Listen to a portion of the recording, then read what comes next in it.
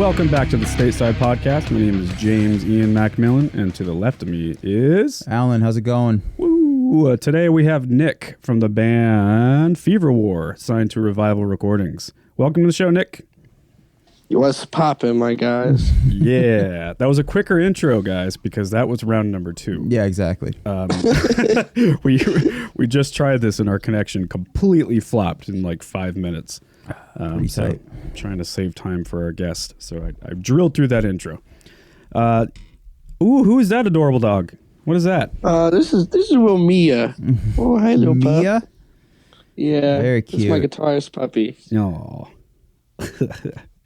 Do you share a house with the band?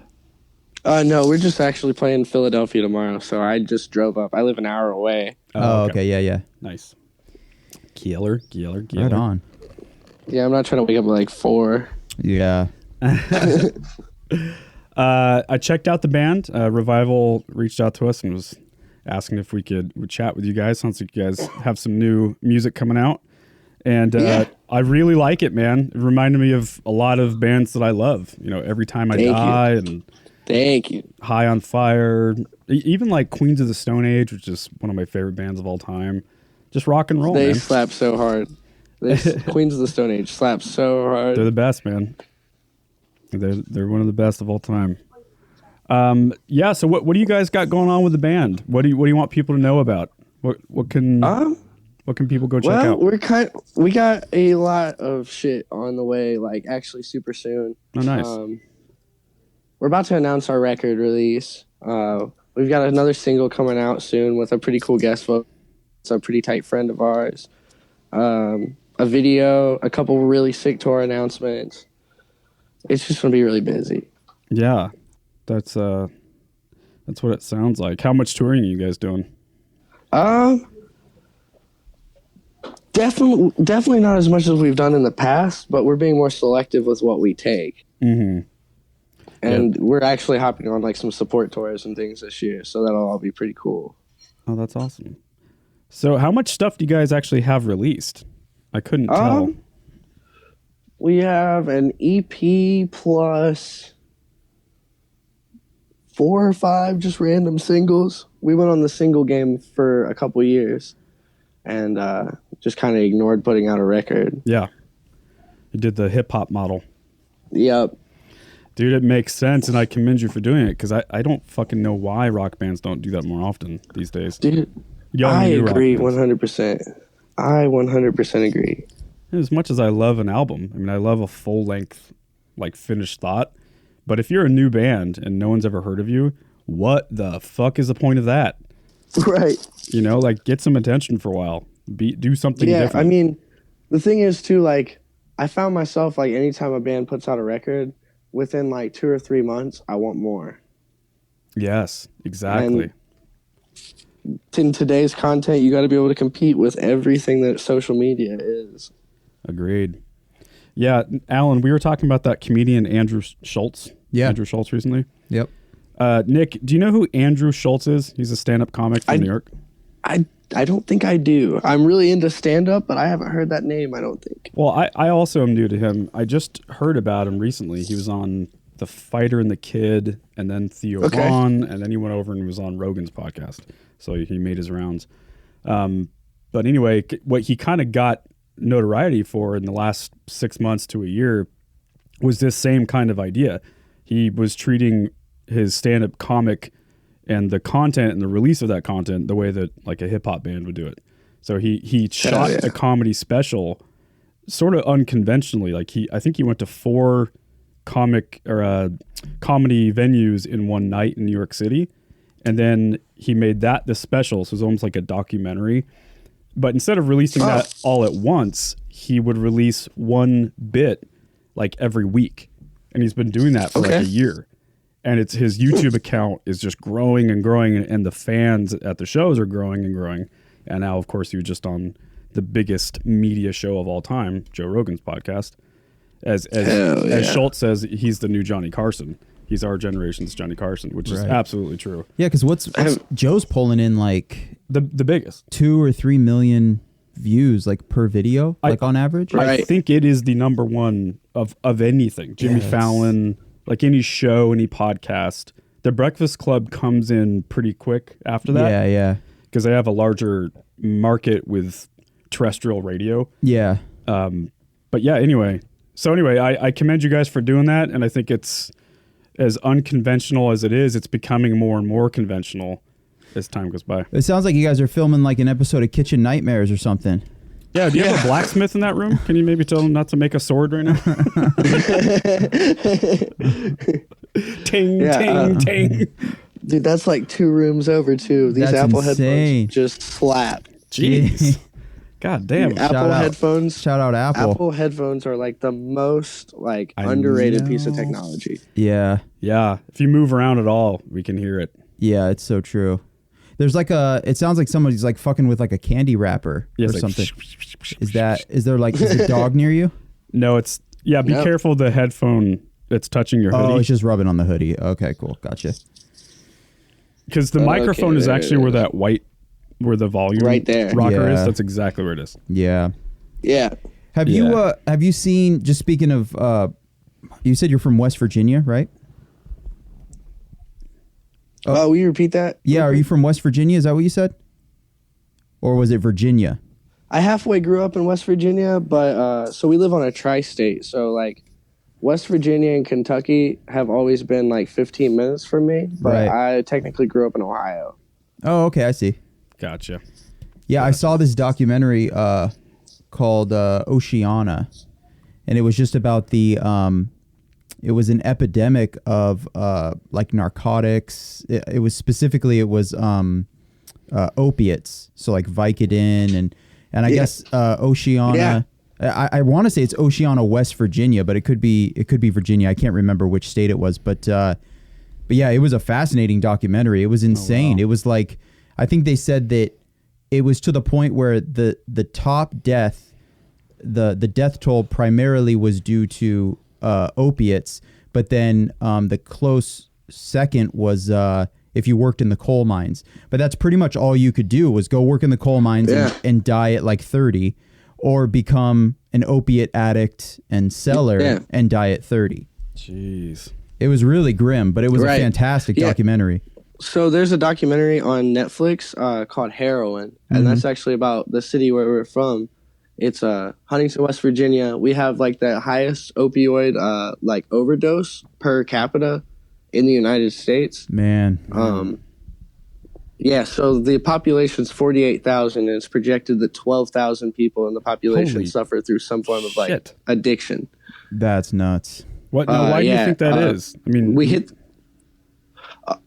So it's also, I forget what like article and like magazine or like news site or whatever has made it, but for like 10 years in a row, we've been voted like the most depressing place to live in the nation. Man. But it's also like super surrounded by like poverty, and we had a really big pill mill epidemic back in like the early 2000s of like even the small town I'm from, which is like 6,000 people, had like 13 pill mills at one time, of which you could just go to these doctors and get 200 Percocets prescribed to you every month, and you could go to all 13 of these doctors. Right. And then when those got closed down, people had nowhere else to turn, so they swapped to heroin. So they go to heroin. Yep. Yeah. I mean, there's nothing else you can do, and it's kind of like a government-made like problem, an epidemic. Man. Oh, it really is, man. It really is.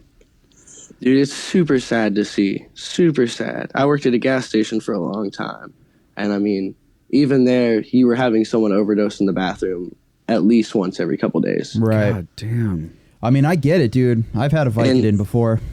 They're dope. In August of 2017, I think it was, we made like national news too in our city because 28 people overdosed in 4 hours. Fucking Christ. Yeah, super fucking crazy shit. Yeah, Seattle's getting really bad too. Yeah. The Northwest in general, like Portland's no fucking... Well, yeah, Clark County, where I'm either. from, that was considered I don't even know if it is anymore, but it was considered the meth capital of the world. All kinds of meth operations, and most people that died from it died making it. There were a lot of like meth lab explosions, and we have those around every once in a while. Yeah, those were sad because they would kill inhabitants of the house in which the lab was built, and sometimes that was children, right? And, individuals that had nothing to do with the actual lab, and that was always really disheartening. Yeah, it's fucked. I read a fact the other day about our city that, like, I found super duper disheartening. That there's this hospital called Cabell Huntington, and apparently 1 out of every 10 babies born is immediately going through withdrawals. Oh, fucking Christ! I think they touched on that in the documentary that I was just talking about. Yeah, they talk about how that's very common. It's like literally built into the genetics of that town, right? Dude, literally, legitimately is. God damn it, man! That's so fucked. That's like what happened with like ancient China with opium, right? Because they just became part of their makeup. So for decades after that, they fought addiction. Shit's too good, man. It's too good. That's right. Woo! I got the hunger right now. Like scratching my neck and shit. Yeah. Shit is whack. Let's stop talking about the darkness. I know. The dark arts. Over here thinking about stuffing a couple of them pills in my butt. Yeah, right to it, man. Get the party going. That's the real trick. That's how the G's do it. That's how the G's do it. That is amazing. The whitest guy ever. Yeah. That's how the G's do it. Yep. I was just looking at some dates you had there, Nick. And you guys are playing, as you mentioned earlier, Philadelphia tomorrow night at the Glow Warehouse. That's exciting. What's the Glow Warehouse like? I've never heard of that venue. You're like, I don't know. Actually, I've never heard of that venue either. I guess you'll find out. We're pretty familiar with Philly, but I mean, we've always played like the Fire, Voltage Lounge, and Finn's Coffee in Westchester.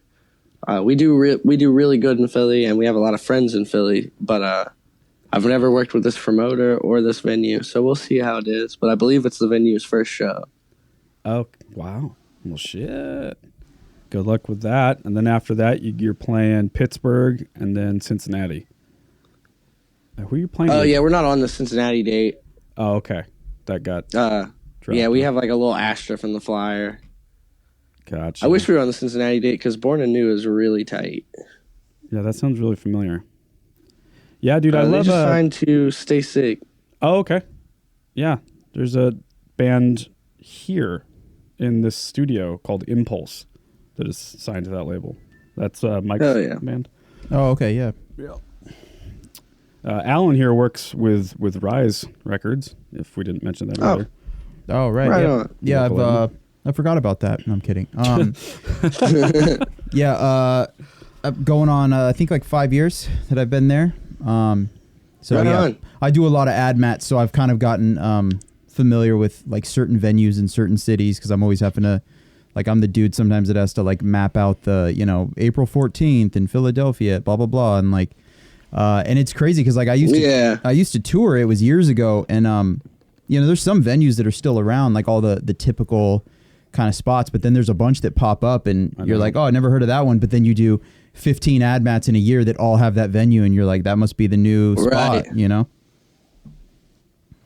What are some venues that you dig? Because you guys have done a little bit of touring. What's a spot that comes to mind that you like to play? Voltage Lounge in Philly is dope. NYP in Greensboro, North Carolina is cool. Spinelli's in Louisville. Coolest little spot. Louisville hardcore is the most close-knit, beautiful scene. Oh, that's killer. It's rad. Yeah. I love how you say it too, Louisville. Yeah. That's the right way to do it, right? You get like molasses with it. That's right. Just spilling out your mouth. Louisville. Yeah, I like that. Isn't that Andy from The Office? Yeah. It's just molasses spilling out of your mouth. Dude, someone's a true fan of The Office when they can call stuff out like that? Because there are 4 billion episodes of that show. Well, I'm a fucking psychopath. Oh, me too. Dude, there's so many. Dude. I've watched it a couple times through, but I always whenever I watch a show like that a couple times through, that means I turn it on before I go to bed. So I'll watch a few episodes and then go all the way through. It's too good, man. Say I've watched it all the way through. Yeah. It's great. I mean, it thoroughly is great. Yeah. That, in all honesty, that's the epidemic running through my house right now. It's not Vicodin, dude. It's fucking The Office. Yeah, it's The Office and Friends. Like those two shows. Tearing that fucking house apart. I will give a caveat. Friends is a show that I hate. And I love to make fun of. Yeah. But every time it's on, it's like heroin. Yeah, I know. I'm sitting there, I'm laughing at shit I should never laugh at. In fact, every time I laugh out loud, or my wife laughs out loud, we both look at each other and we keep each other in check. It's like, shame, yeah. Hey there, Yep. guy. Take it easy. Joey's not funny. No, Joey really isn't funny, no, man. he's so stupid. He's also a scumbag. He is, yeah. We need to call this out. He's like a terrible, terrible guy. Yeah, absolutely. Like borderline, not rapey in any means, He's but like for sure super. He's responsible for at least 3 date rapes. For sure. And he's okay with it. And everyone's laughing about it. Yeah, he's just like, hey, I'm from New York, you know? By the way, also a huge loser. He's Yeah. always broke. He's well into his 30s. Yeah. He has no prospects whatsoever. God, I know. Stupid hair. And he's also retarded. I know we're not supposed to use that word, but there's no other word to describe it. Yeah. Yeah. It's true, man. He's a terrible guy. He's a fucking wreck, and girls like him. It's so weird. Yeah, like, how you doing? And that gets him laid. I know. What the fuck? What the fuck? Different time, Yeah. you know? Yeah. Anyway. If you had to be a character in Friends, Nick, which one are you? Ugh.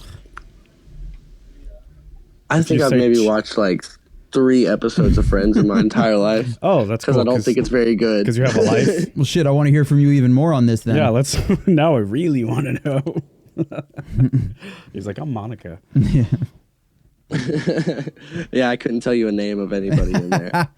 I mean, honestly, it's the toughest question to answer because those characters, especially when you compare it to the show The Office, like how fucking 2D are those characters? They're all so stupid.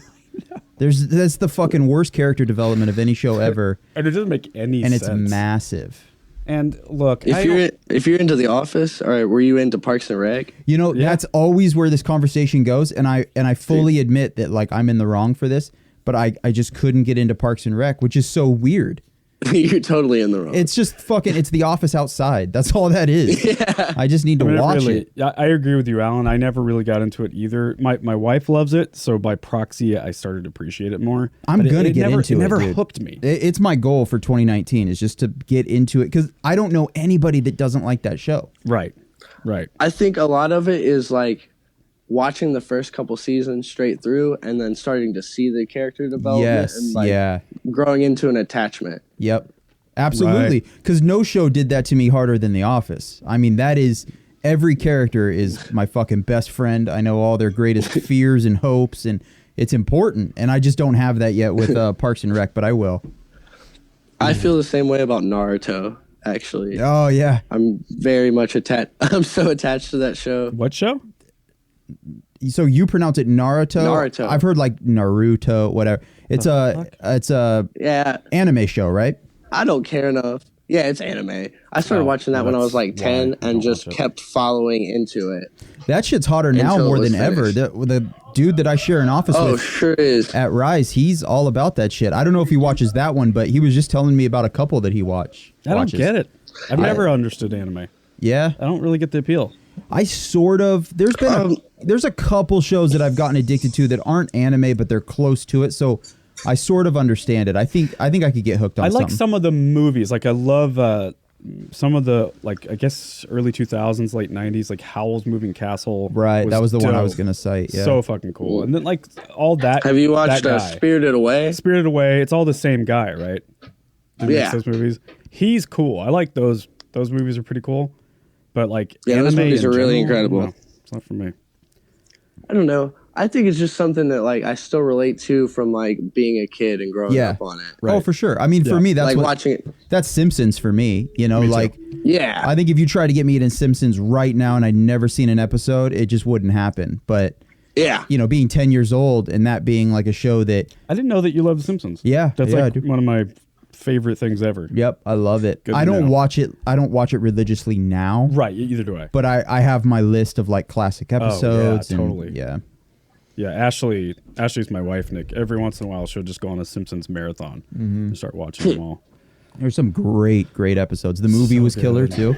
Yeah, it Love really the movie. was. Spider Pig? The Yeah. video game was great. Yeah, the video game yeah. was cool.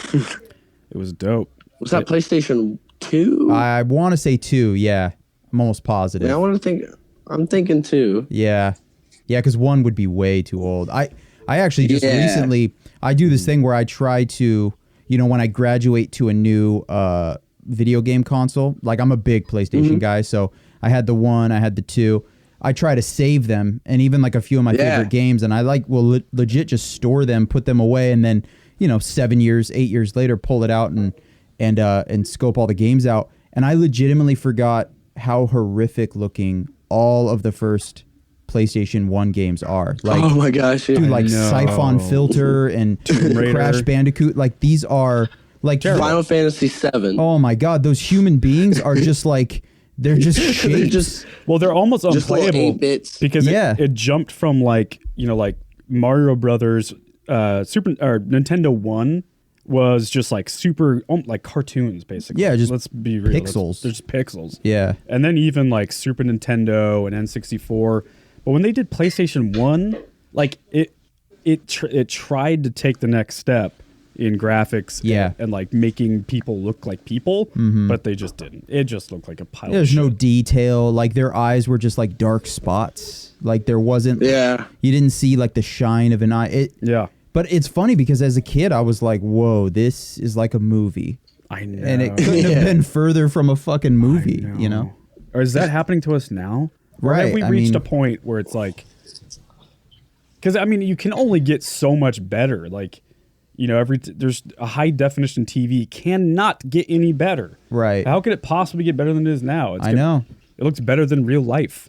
There's got to be diminishing returns. Extra pixels. Exactly. Yeah, exactly. It's like you can only add so much resolution. We're at a point now where we are at our resolution is 4,000 pixels. So I'm at Rise. I'm an art director at Rise, so I'm in Photoshop all the time. So like resolution and image size is like a huge part of my job. And I mean, album artwork and t-shirt designs, all that shit, like high resolution in that world is 300 pixels. Damn. So we are at 4,000 for, fucking TVs and then, you have the whole LED, OLED and all this these weird refresh rates and shit. Like I can't really imagine how it gets much better. And honestly, some of those like $3,000-$4,000 TVs that are just chilling at Best Buy, they actually hurt my eyes because they're like so sharp, so bright that my eye sees it and it's like this looks better than real life, which is confusing. Yeah, absolutely. But who knows? I need to get LASIK. That's something I've been talking to some people about lately. Have you done that yet? No, I have some like family members who did though. Oh, nice. Okay. Yeah. Yeah, because my eyes they all say it's like the move. Yeah. Well, they were all super satisfied. Yeah, and they've been. I mean, the thing is, LASIK has been around for fucking ever. It's like 15 years now, and it's cheaper than it's ever been. I mean, the technology is more solid than it's ever been. My father-in-law just did it. He loves it. Everybody's doing it. Yeah. I need to just get it done. I guess it's like 10 minutes. I keep thinking it's like 3 hours of a hot laser in your eye. It's like 10 minutes. Oh, wow. A lot of people are going home that day. But how much is it?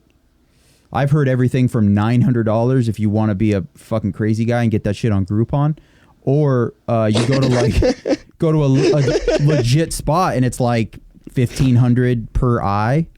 Okay. Which I feel like that's what I would do. I don't need Seems like your eyes are worth $1,500 for sure. Yeah, I don't want to be in some dude's van and he's just got a laser pointer in my eye. So you're a technology guy, Alan. Yeah. And you're young, Nick, so you know things that this 35-year-old dinosaur doesn't know. Have you watched the show Black Mirror? Have you watched that yet? A little bit. Well, there's an episode where in this reality in the future, they have like cameras in their eyes. Did you watch that one yet, Alan? Maybe. Yeah. It's fucked. Fucked, man. Like think of what that would mean. Well, that's kind of everywhere you go, you can play it back. That's what Google Glass was supposed to be, right? Right, but these are like little contacts. And, okay, yeah. And they're like super legit, but the ramifications of it just like destroys our society. Yeah, it's so fucked.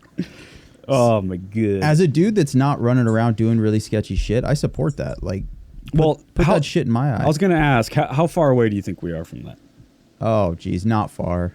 right? Not 20 far at all. years. Yeah. 20 years. Yeah. I think, from the technology being perfected, I think 20 years is, we'll see it sooner, but it won't be dope for probably, 15, 20 years. I don't think it'll be like a national implication until like maybe 30 years. Right. Damn, that's terrifying. I think that's fair. How old are you, Nick? 22 going on 23. Oh, okie dokie. That's simply too young. Oh, man. I didn't remember that was a thing. I know. What? What does that even mean? 22. 1996. That's what that means. That's legit. Done. 96. Done with the show.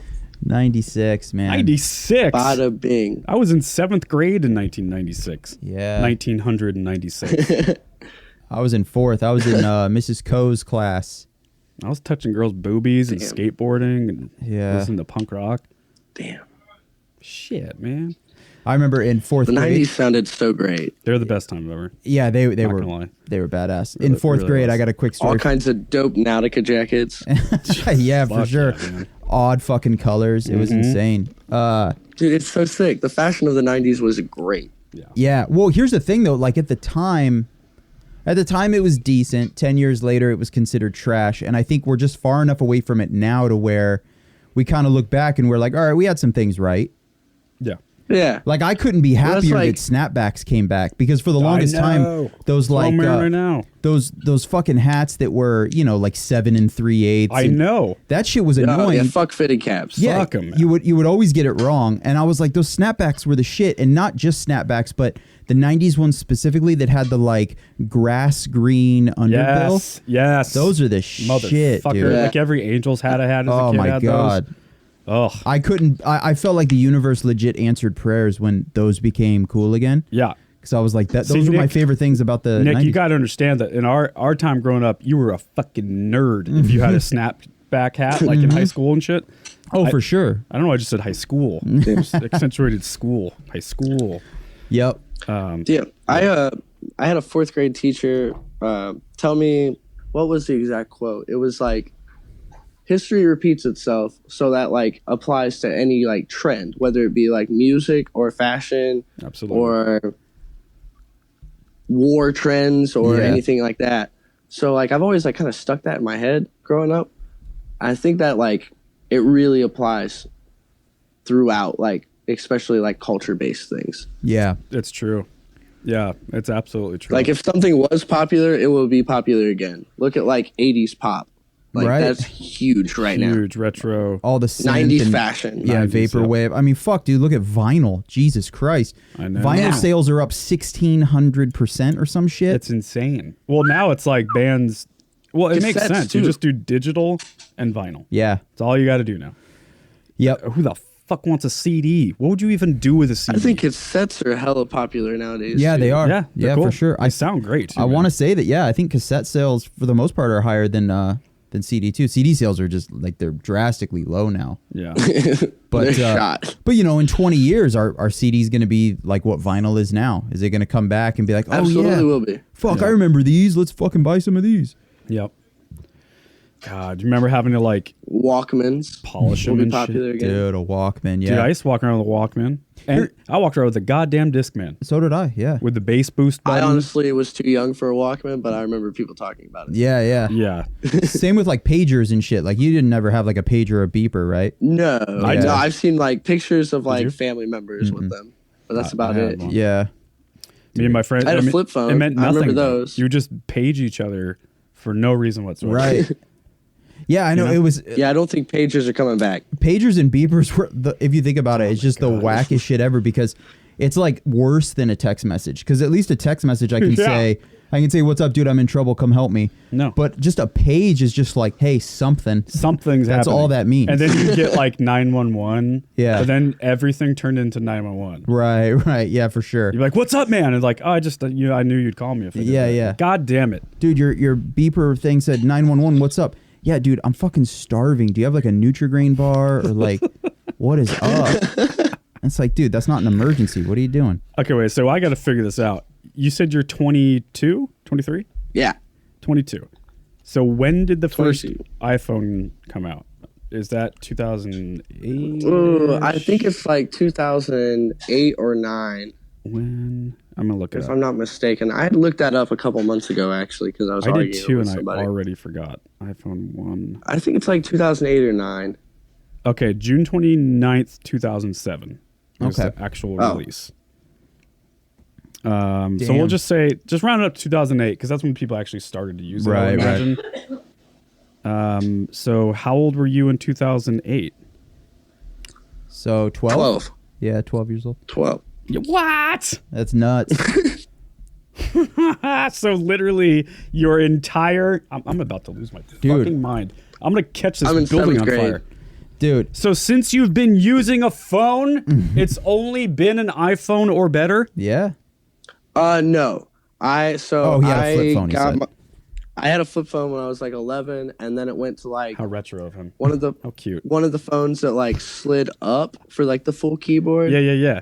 Those like sidekicks. Well, yeah, something like that. It was like some form of LG something. Yeah, I have yeah. I don't really recall. And then I had that until I was like 14, and then I got an iPhone. Yeah. By the way, the fact that you had a phone Yeah. at all before you were 14 is so hard for people my age and older to even comprehend. And that's just fucking nuts, It was a man. blessing. I mean, It was listen, a blessing. I have a 13-year-old brother, and it's wild because He's got a phone, right? he'll just be in class. This is like one of the trippiest things to me. He'll just be in class and he's like, yo, fuck this class. I'm so bored. And he will text a friend that's in another class. Right.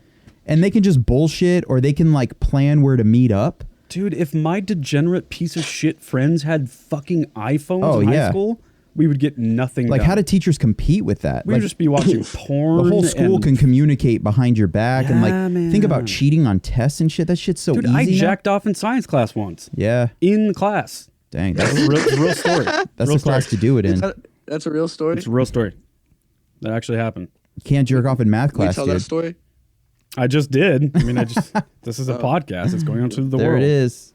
Where did you? So wait, time out. Where'd you nut? Just like up into, all right- over yourself, right on the and then floor. you walk around like a psycho? No, I jacked off on the floor. Oh, I was okay. wearing shorts. It was like right before Hell summer. yeah. Oh, you were that kid. And this girl, I'm not going to say her name, was there. She wasn't really a part of it, but she was around. Yeah. She knew I was doing it. And my other friend, who was a girl, was Dang. aware of it. Not a part of it, not helping me, but also Yeah. kind of a part of it. Holy shit. And then like, That's me weird and as Northcote. fuck. Yeah, it's super weird. We were weird kids. That's man. super weird, dude. Creepy as fuck. But we all would do like weird shit. You know, Yeah. we'd one up each other. Like, oh yeah, I'll take a shit over here. Like just gross. We're absolute degenerate fuckheads. So I'm really Yeah. glad that we didn't have iPhones. That's tight. Did y'all Damn, dude. repent? Yeah, we should repent. Is that what you said? Yeah, for sure. You're going to hell for that one. Oh God, yeah. Is repent slang for cum? Because like he might be down. He might be, dude. I'll fucking repent right now, I'll dude. repent in your face, bro. Wait, that's not a sentence you should say, bro. I'll come in your face, bro. I'll do it. You're like aggressively gay. Yeah, I'll fuck you right now, dude. I'll show you how much I love you. Other Damn. than being 22, what's one of your favorite things to be doing right now? What are you into? I recently got into like working with some, I guess, close associates / friends. So the guys we've been shooting videos with since 2015, I've been working on set with them and kind of interning and learning the ropes of like lighting and productions. Oh, cool. So that's been super cool. So you're into kind of video production work kind of stuff? Yeah, slightly. I mean, I just do like production assistant stuff, and like it's became like an income and a job for me. So that's been kind of cool. I wouldn't say like I'm a photographer or videographer by any means, but Sure. But you're learning. I'm learning some ropes. Yeah. I mean, yeah, that's step one is just insert yourself into the situation, marinate in it, you know? Absolutely. Right, and they've been doing some cool shoots too. They just did an Attila video. They assisted on it. They didn't direct it, and they just assisted on a Def Jam rapper's work too. Oh, that's cool. That's cool. As yeah. hell. So that's super cool stuff. Now, are you going to learn like the post production stuff, like editing? And I mean, maybe, you should, man. maybe. You should. I mean, it'll come so like. I just have a list of so many things I need to learn Yeah. because like Well, good thing you're young. I really obviously need to like focus some attention into Photoshop and learning things like that. Right. Just for the sake of like making day sheets and things and flyers for if you're in shows a I band, book. that's never gonna hurt. Dude, it's never gonna hurt. I'm trying to. I don't know. I get caught up in trying to learn 20 things at once. Yeah. And lately, I've been trying to like actually set goals and motivate myself to actually stick to like one thing until I get good at it. Absolutely. Yeah, dude. That's the trick. That's fucking where I'm at. You know, I couldn't imagine like being his age in the time that he's in now. Yeah. If you got ADD, like we all three clearly have. Yeah. Then there's no way. Like I would be a disaster. It's tough. Well, it's because the world is just, it gets more and more dope. It gets more and more like there's so many things you can do to where like when I was 15, I wasn't worried about Photoshop because I didn't know about that shit until I was probably Nick's age. And then I'm like, all right, let's figure this shit out. And that really, a lot of that it kind of came of necessity because I was in a band that we needed merch, we needed flyers, like we didn't know who the fuck to go to. So I just figured all that shit out myself, and I just had no idea that it could create a potential career, you know. You just do it from necessity, and then it takes you wherever the fuck it takes you. But, you know, yeah, like I said, step one is just getting involved and just knowing what you want to do. There's so many people I know people that are like 40 years old that are like, I just don't know what I want to do with my life.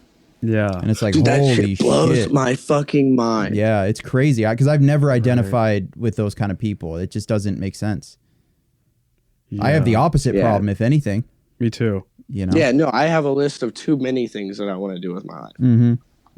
Yeah, and then the trick becomes not giving 20 things 10% of yourself, right? Or 5% of yourself. You know, that's kind of where I find myself sometimes, and I gotta bail on something and put more focus into what I know is more important. That's why people like Joe Rogan, for example. Yeah. We have to mention him every podcast. Apparently. Yeah, why not? But have you guys seen the video of him interviewing himself? Yes, it's one of the best things ever. He's like, it's so good. Yeah, it's that so shit's good. Brilliant. He's becoming like best friends with himself. No, it's crazy how much he does. Yeah, and like you were just saying, giving 10% to 20 things is a really bad thing to do. But somehow he's doing 100% to 20 things. Like that's right. What is he getting up at 2 a.m. and goes to bed at 1 a.m? Well, yeah. Well, I think part of it is time management, and the other part of it is what you and I have discussed, kind of our Achilles heel being, which is being present.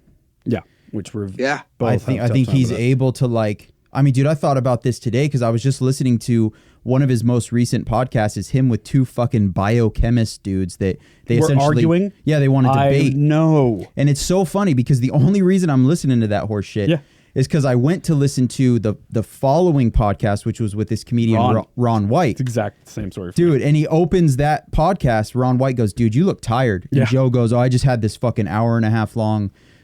Thing this episode. It was just a debate between two guys and they were just mocking each other, and I was like, pause, I gotta go listen to two adults mock each other, especially like two dudes with like insane degrees, really intelligent guys. They use so much hate and animosity between us two. It's so insane. crazy, but he's sitting there the whole time fully present and like really giving a fuck, and that is special. That's a skill that I don't have, because I would have half an hour in, I would have been like, fuck this.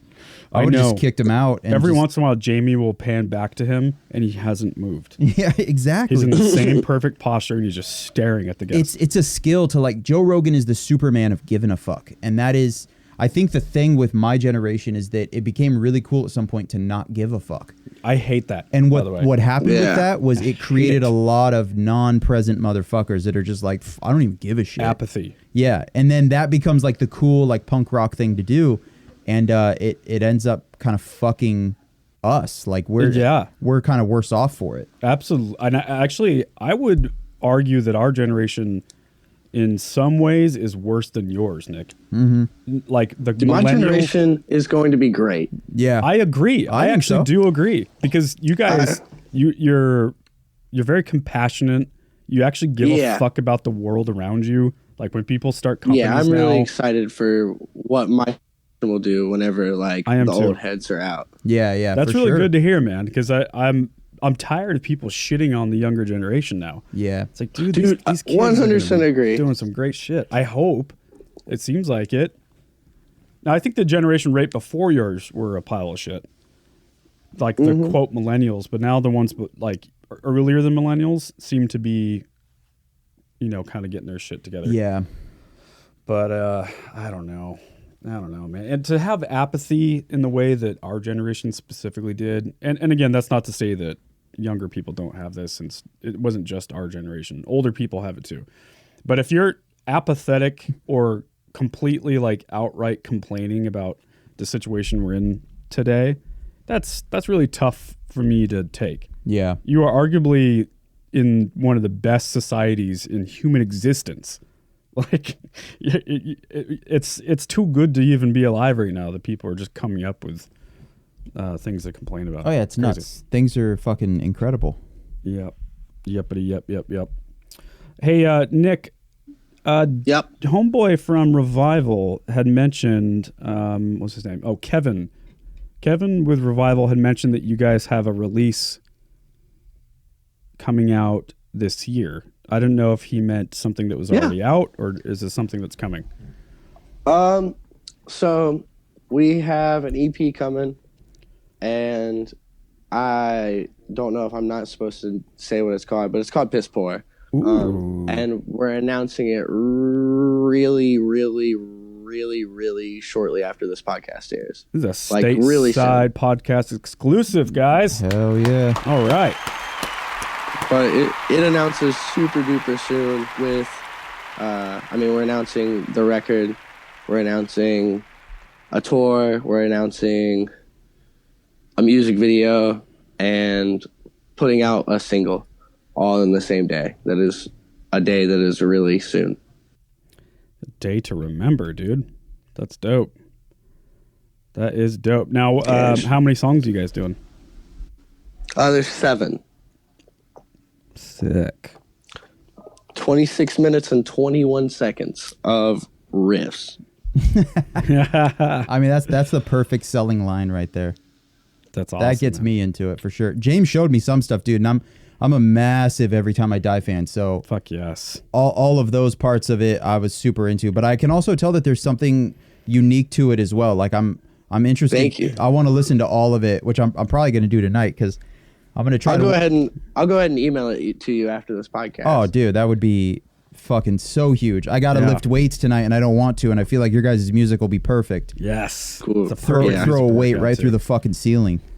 Yeah, dude, I am so happy to hear that younger bands are making music like this. It's super exciting. It's just the music that I like personally grew up on, and combined with my bandmates, a couple of my bandmates literally they didn't even get into hardcore or metalcore or anything like that. They were into 80s rock and thrash metal, and that's it. Right. And that's just what they grew up on. So it translated into the riffs they write. Yeah. Dude, the fact that kids are even in rock bands at all in any subgenre is great for me. Because if you look at Instagram, YouTube, whatever media that's out there, the only thing coming your way is hip hop for the most part. Right. And it's 90%. I personally love hip hop so much. Oh, me too. We both of us do too. But it's that's my point though. If that's all you're seeing coming your way, at least in the big mainstream, it's cool that that still lives in the suburban psyche to join a band. I think that the hip hop rage around why everybody is coming out with hip hop projects these days is just because of how easy it is to do. Right. You don't have to find 5 people to start a band with that agree. You happen to share the same beliefs with, and you don't have to spend $400 a day to record. I would you agree. Can spend $100 on a homie who has a MacBook and Logic and any mic and knock out a whole mixtape in a day if you'd want to. Yeah, that's how so many dudes have gotten started. Yep. Dude, absolutely. And it's just I personally make beats and sell them to a lot of the local homies, and dude, there's so many of them. Yeah.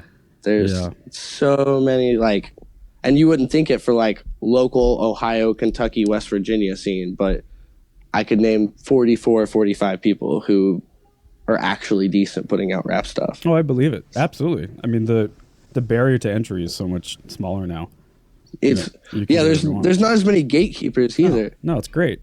like you go to like into like any like of the like rock subgenre or metal subgenre like scenes, and like you have the gatekeepers who are like the scene guardians of you need to fit in with our crowd if you want to come to our shows. Yeah, and there isn't that with hip hop kids as much. Yeah, and I'm also loving.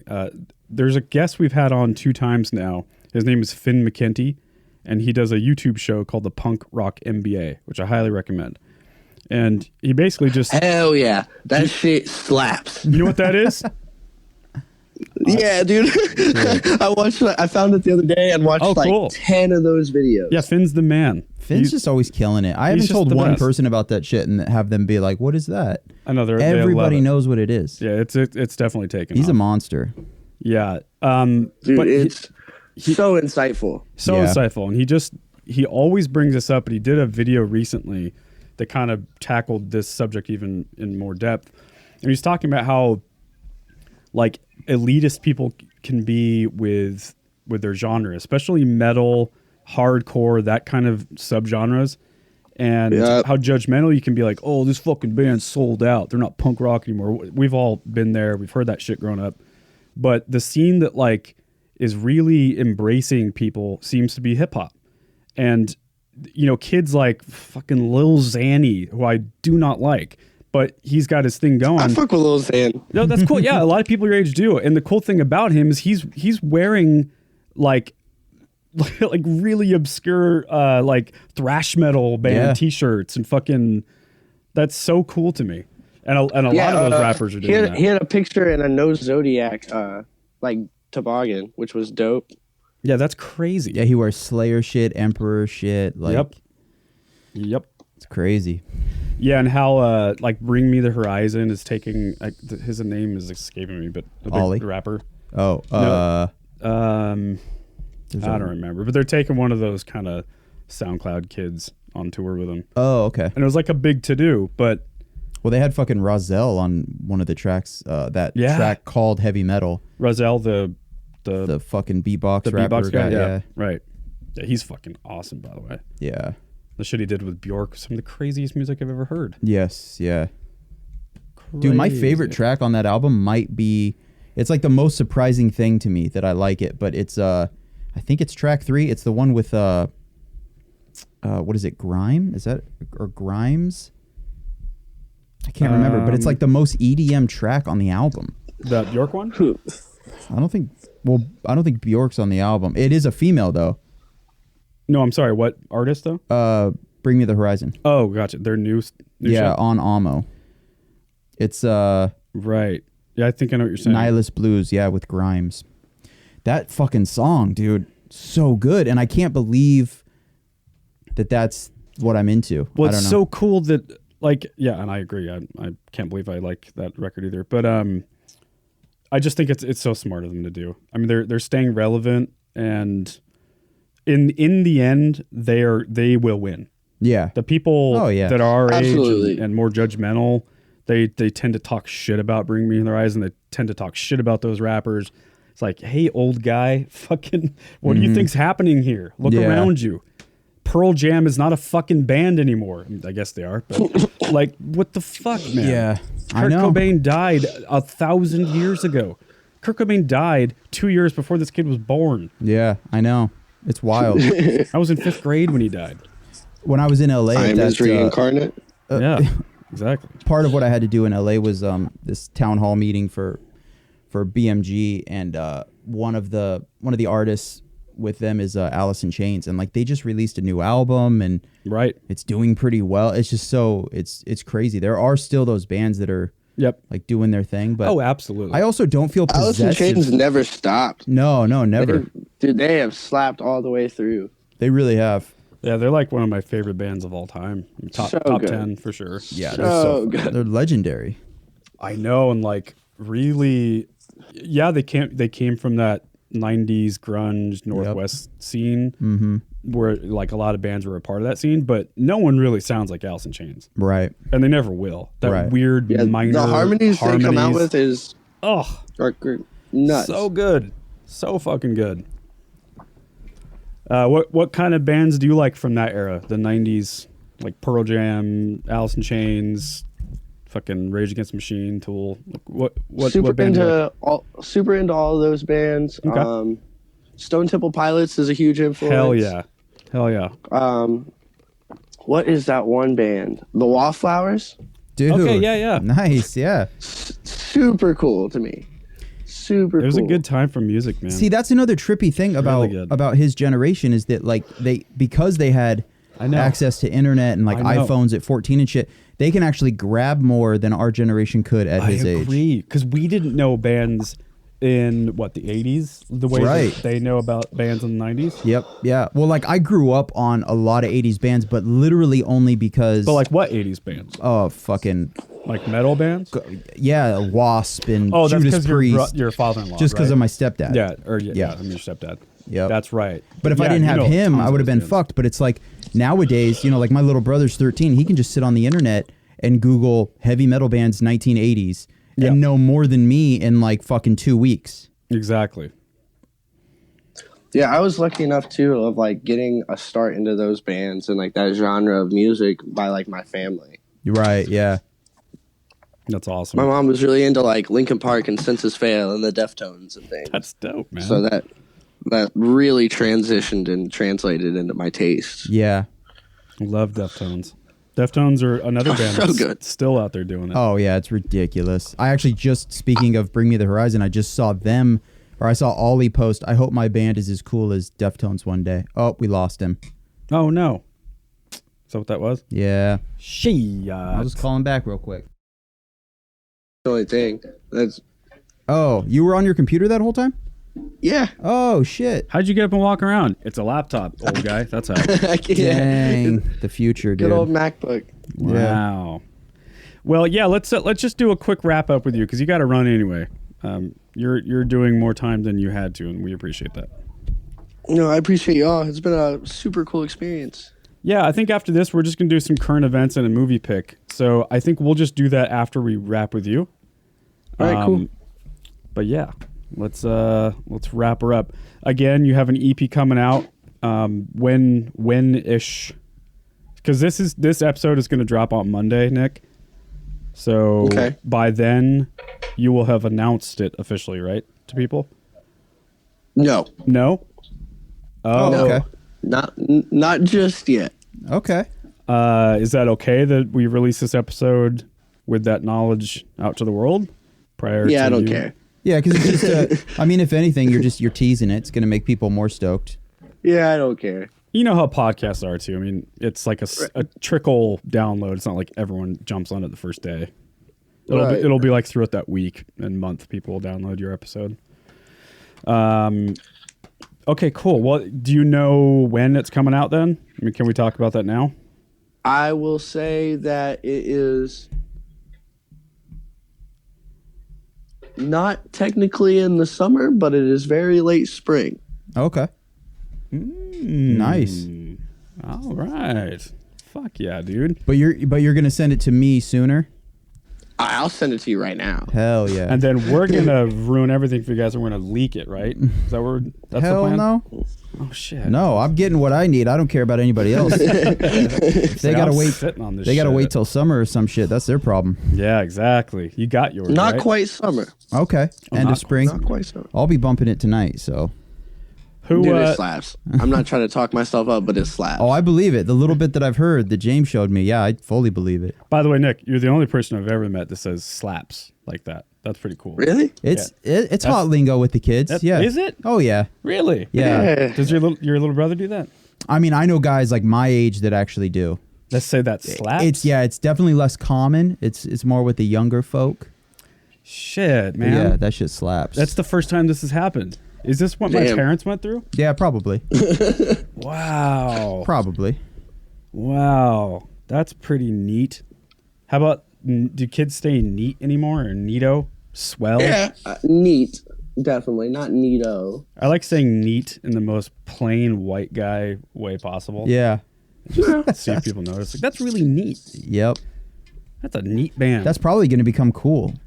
Just like a lot of like 90s History fashion. repeats itself. Yeah, dude. 90s lexicon. It's going to be the same shit. Rad came back. Fuck yeah. Yeah, I use thinks rad that's every hilarious. day. Love My dad rad. thinks that's so funny that all of us say rad all the time. Mm-hmm. What are you, Yeah. like 80s surfer from Orange County? What's going Yeah. on here? Or bummer. I say bummer constantly. Yeah. My dad still says dig it a lot. Like, can you dig it? Oh, wow. Or bitchin'. He uses bitchin' a lot. See, with Can You Dig It, I just think about Booker T because I was a big wrestling fan. Right. Like WCW. Like, that was his slogan. Damn. Alrighty. What else do I want to ask you? Oh, who produced your E EP?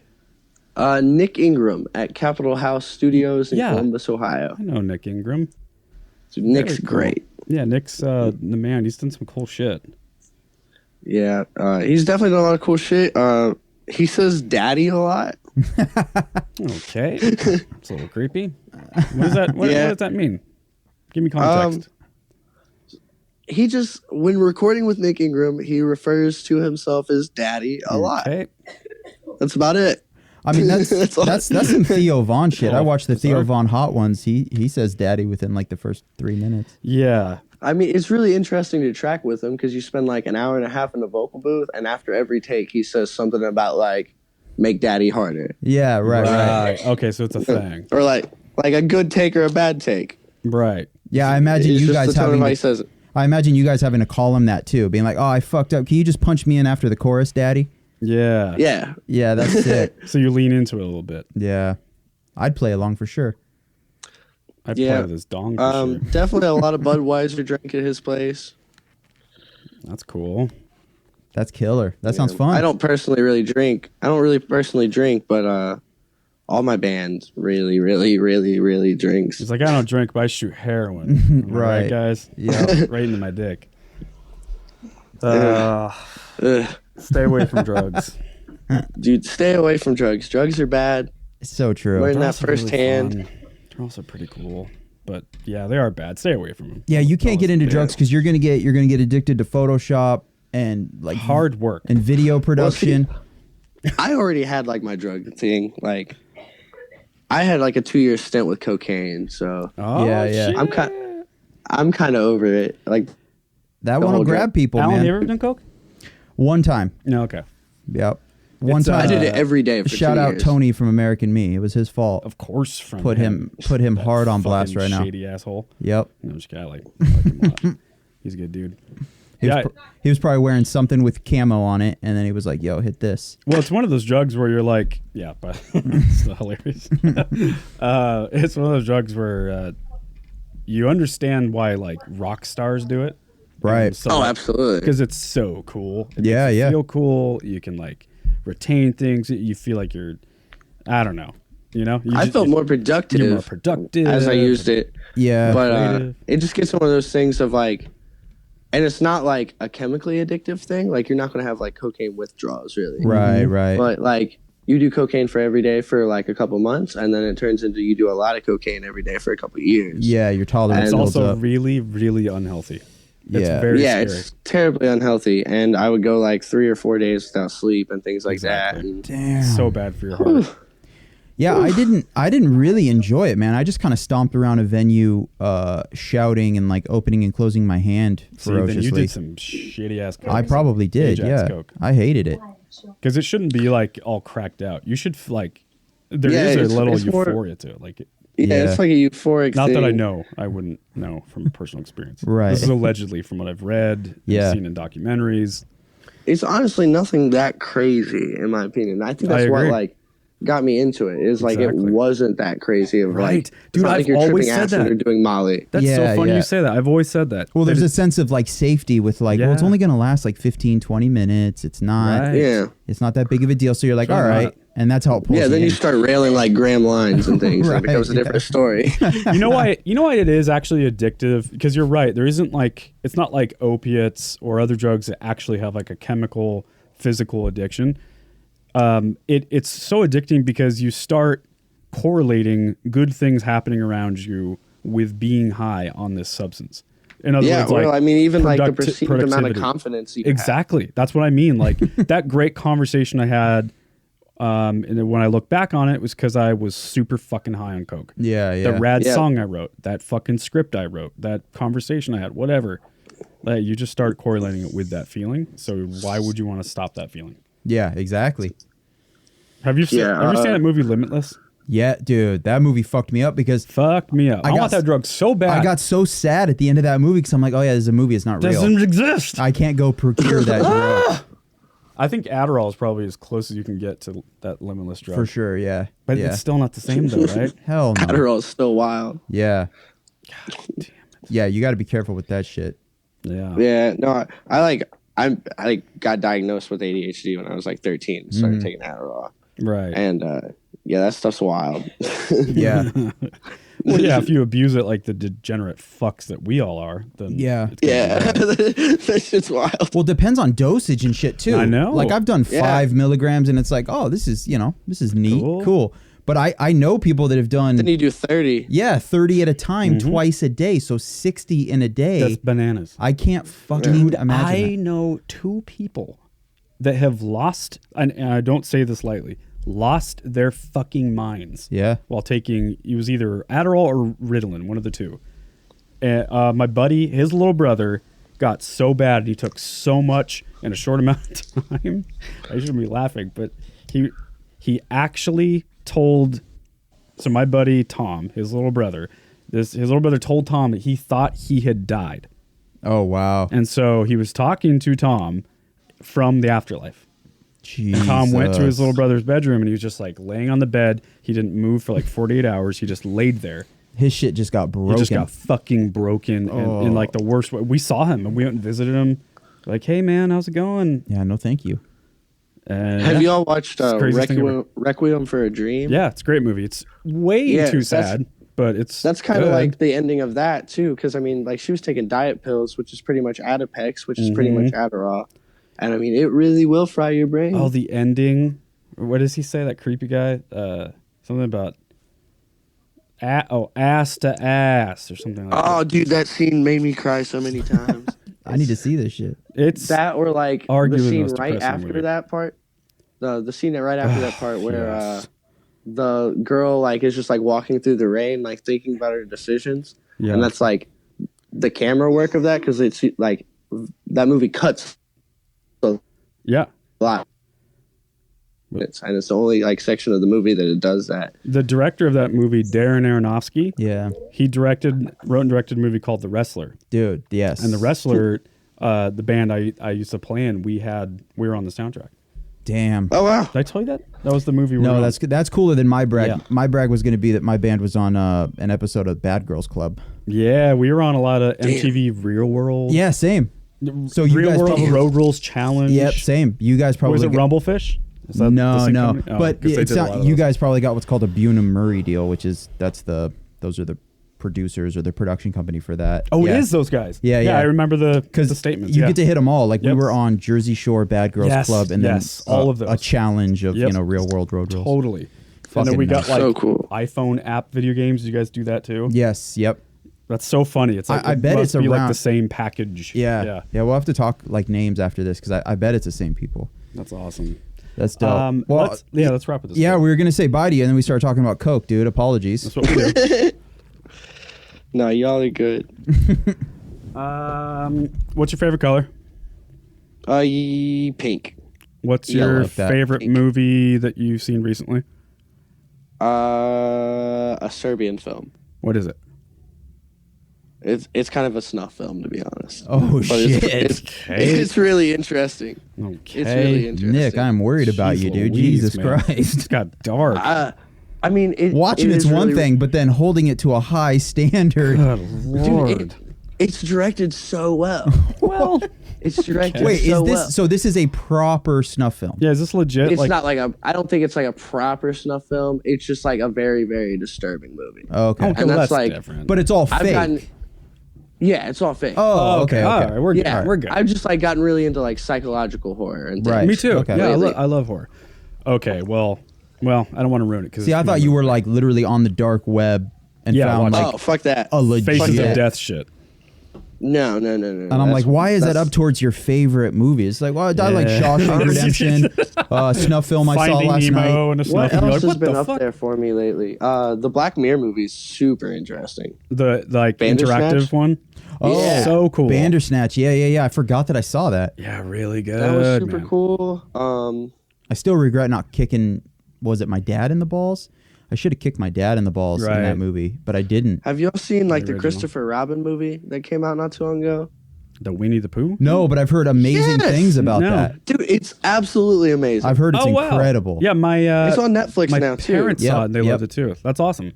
Yeah, I Cool, went man. and saw it in theaters with my girlfriend, and it was such a good movie. Dude, we live in a time now where like great. you can go watch some kiddie shit, like I quote know. unquote, and it's still We dope. just saw the last it's always How dope. to Train Your Dragon, the Right. third and final one. it probably it's so slapped. good. It was Yeah. it slapped, bro. Cars 3 was great. Dude, Cars 3 slapped. Dude, Cars 3 was the slappiest. Is that how you said it? No, see now you just try to put some God extra. damn You try to put some extra shit on it, And you're like, man, You just fucked get out it of up, here, Grandpa. old guy. Get out of your dad. dude. That movie is a slap tappy good time. It's a slappiest fucking movie, right, Grandpa, you guys? suck. Canceled. When I was storming the beaches of Normandy. Yeah, I'll tell you what didn't slap: being shot at Am I by right? the Viet Cong. Can you dig it? All right, let's let him go. Yep. Thanks for being on, dude. Had a for blast, having dude. me. Hey, where can they find you? Absolutely. Where can they find you on the Instagram websites? At FEVERWAR, and my personal is at Scumbag5000. All right, you heard it here first, guys. Go check it out. Thanks, Nick. Sick, dude. Have a good show Thank you, tomorrow. guys. Bye. Later. Bye-bye. Killer. All right, there it is. Nick from the band FEVERWAR. Dope. Good kid. Yeah. Real good kid. Real slapping kid. Yeah, he's a real fucking slap tappy. I gotta say, he kept saying slap, and I didn't know what it meant. Yeah. I mean, I knew it was like a cool kid thing, Mm-hmm. and then he just kept doing it, and it's just like, what the fuck's going on? I'd never heard anyone say that before. It's for sure like it's from our kind of our world of just because I think it's slightly like a music production type of term. Like, dude, I need that kick drum to slap, or I need that Yeah. snare to slap. I've heard it in that context. So it comes from like the heavy music side of like the fucking Kubla Khan and Knocked Loose, Every Time I Die, like from like that world. It's Right. That's really where I started to hear it. Right. But I don't use it. It makes sense that he would. He's wearing a yellow hoodie. Like that's wearing a yellow hoodie. that's what they do.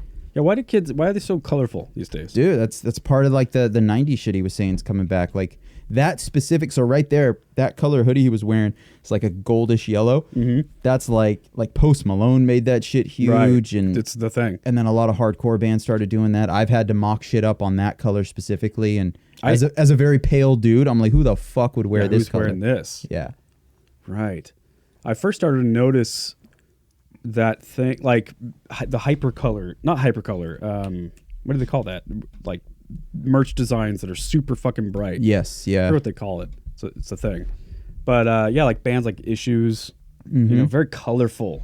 Like, Yeah. I thought you were in a rock and roll band. What's going on here? Right. Well, that's the thing is that like lines and like expectations and shit get blurred. I know. That's a thing. That's probably the only thing I'm jealous about earlier generations with is that they can, like, dude, at his age, I couldn't say my favorite color was pink, but it was. And it was Right. all because of Every Time I Die, their album Gutter Phenomenon. Right. That shit has so much Pink. like hot pink and white and black.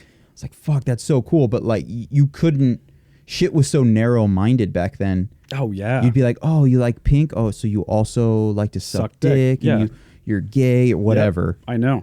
And now they can just be like, okay, yeah, well, I wear yellow hoodies. I like pink, and I do this. I talk about this. I don't. Or saying you don't drink, but you're in a heavy band.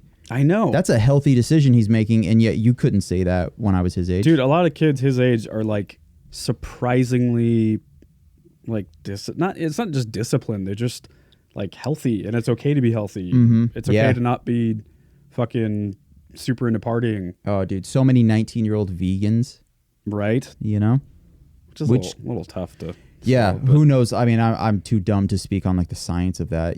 Should they be getting protein and shit Yeah. ASAP, like as at that age? But I wonder if our generation was like one of the worst about partying and not giving a... It's not that we didn't give a fuck, but like just... because that can't possibly be true. Like 60s and 70s went pretty hard in the paint. But I don't know. Seems like it was just a generation of like... Because we were right after the 90s. Mm-hmm. Yeah, And you're even a little younger than I am, but we're still in the same bracket of time-ish. Yeah, dude, I always say that I'm one of the things I'm most fortunate about is just how much fear my mom put into me about hard drugs. Oh, okay. Like, dude, like coke, heroin, gotcha, all that shit. Like, don't fucking touch it. Right. To where I have... Well, it's very good of her to do that. I have zero desire, and it even like sort of transcended into... We were talking about pills. It transcended into this amazing kind of ability that I have where... And I might have talked about this before, where like if a doctor says, all right, here's a prescription for Vicodin, like you just had your teeth pulled, whatever. Yeah. You can take 2 of these a day as needed, whatever. Right. I'm like, okay, cool. But in my head, I literally go, I won't take more than 1 all day. Wow. So now instead of 1 single pill twice, I'm going to take half of 1 pill twice. And it doesn't come from like this Superman. Whoa. It's more of me. I want to squirrel the shit away. And I did this shit with food as a kid too. My mom was just talking to me about this the other day. I would go up with like $15 because as a kid, what is our drug? Like it's candy and shit. Yeah. So I'd get like Snickers bars and fucking like Yoo-Hoo and So trail you make mix. like Halloween stash last forever. And I would put it in the freezer. Oh my and I would God. like take 1 bite of a Snickers bar and then put it the fuck away. Where does that come from? I have no fucking idea. Because she fed you enough. You didn't grow up poor. Oh, for sure. I think it was more she would talk to me about like what the drugs can do to you physically, and then also just the addiction aspect and how it can ruin your life. It can take things away from you. So I started to be overly controlling about all substances. So like candy or fucking whatever, like just chill and just, take it. Whatever they say is the amount you can have. That's probably too much. Do a little bit less and you'll be golden forever. See, that's really healthy. I was the opposite. Yeah. If they say take 1, that was a wink to take 4. Yes. Well, and it's hard to say like how much of that is genetic too. Right. Absolutely. We don't know that maybe there's, because one of my, not the 13-year-old brother, but I have another one that's definitely older than that, but still younger than me. And he's the opposite. He's fucking Dr. Sabotage. He's like, let me, how many can I have? Okay. So I should probably be able to double that and it'll be okay. Yeah. So, and I mean, we fucking grew up together. Like we had the same mom, like it's all, but he's that guy that's like, it'll be fine. Everything's okay. And then it's just fucking not. That is really weird. Because my family, there are definitely family members and even my siblings, and I won't say them on air, but you know who you are, who have that addictive chemical abuse gene. Mm-hmm. And then there's people who don't. Yeah. And like you said, you grow up in the same household, same family setting. So I don't know what that is. It can't just be nurture versus nature. Like I think nature does come into this a lot. For sure. Well, it's really weird too because I have a dad that when he wants to, he can drink like a fish. And I've literally never been able to do that. Right. I am like the king of like if Alan has 4 beers in a night, he's like you're pretty toasty. He's off the deep end. Like right. Go ask him what's wrong because like 4 beers but for most people that's how they get their night started. Yeah, that was me for majority of my life. Yeah. At least that. Yep. And hands full of other things. Oh, dude, I have a friend that drinks multiple things. Drinks a 6-pack a night. Yeah. And I'm just like, how the fuck do you do that? Oh, yeah, I did that like most of my 20s. Yeah, that's honestly impressive to me. I don't understand that. But now I'm like you, because it's been such a long break that when I do, because you've probably seen me drink 5 times at the most. If that, and I don't even usually finish my beer. Mm-hmm. But yeah, like 1 beer, 2 beers, that's enough, man. Yeah. It hits me hard now. Yeah, absolutely. It's some crazy shit how that happens. It is. It's so strange. I got a question for you. Okay, dope. Would you take $4 million to be on To Catch a Predator? Oh, dude, I heard this question on something. When I heard this, somebody responded with like, am I on there because I'm truly like this sketchy piece of shit? Or is it just literally the team comes to me and says, pretend that you're a piece of shit? Yeah, well, either one, it's not that you are actually a child predator. but they're going to portray me as one. Exactly. But I'm not one. But you're not one. I'm down. Let's go. $4 million Tomorrow. But it's going out to the world. This Cool. show is going out. The public doesn't give a fuck because every single one of those assholes goes, I didn't do it. Yeah. That is true. Right? I'm still down. $4 million, dude. Yeah, I'm down. Let's go. Because I will know. All right. I'll know.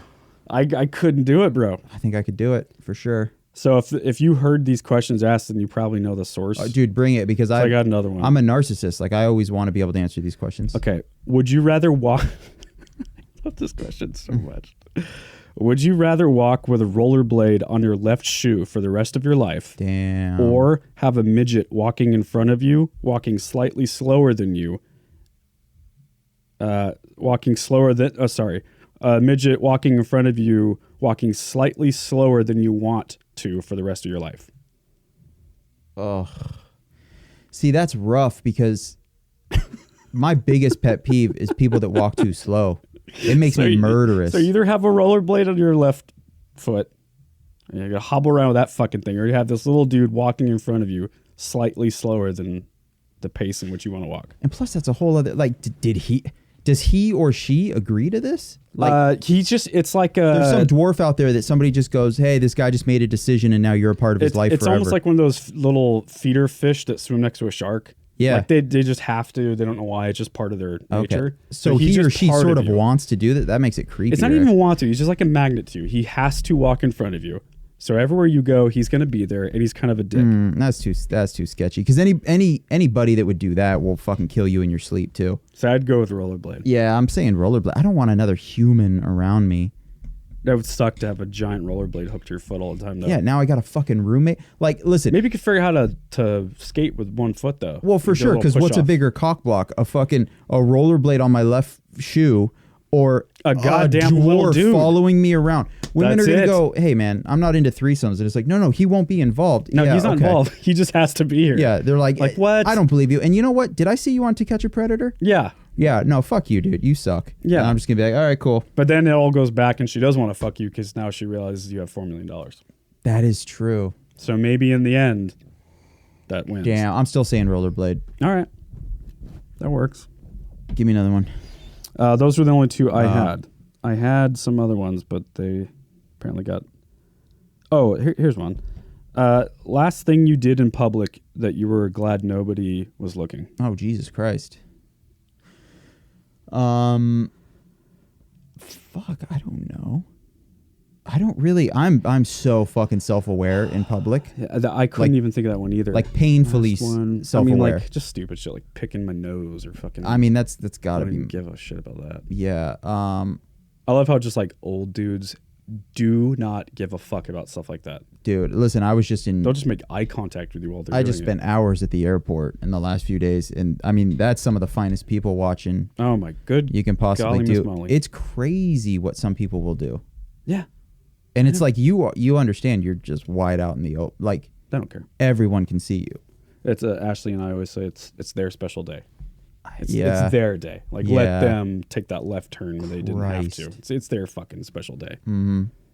Yeah, I don't think I got anything. I mean, probably like talking to myself. Actually, yeah. Yeah. Because today it was I was walking to the bathroom at the office. We gotta we're like in an office building that has multiple what would you call it, businesses inside. So I had to go upstairs and I'm walking and I'm having a conversation with somebody in my head. And I walked by and there was like a presentation. I have no idea if anybody saw me.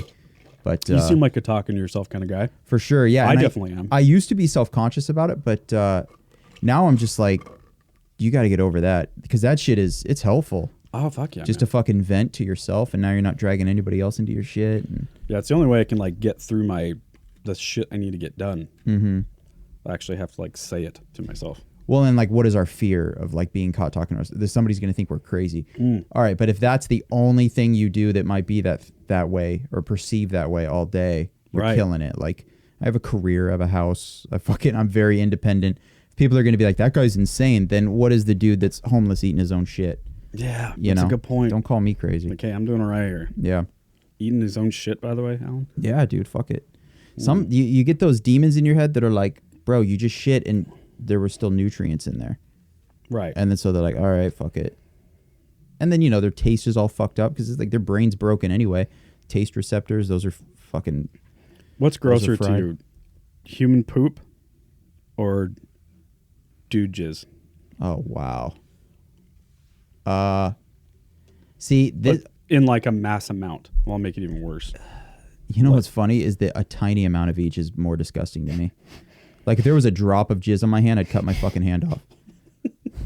But if it was like King Kong somehow load, I'd be like, James, look at this. How fucking I'd take a picture, I'd go wash my hand, go on with my day.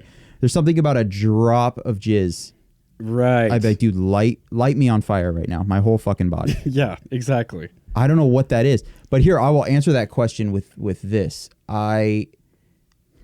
Psychologically, the jizz is way worse because I'm a human being. We all have a weird thing with sexuality.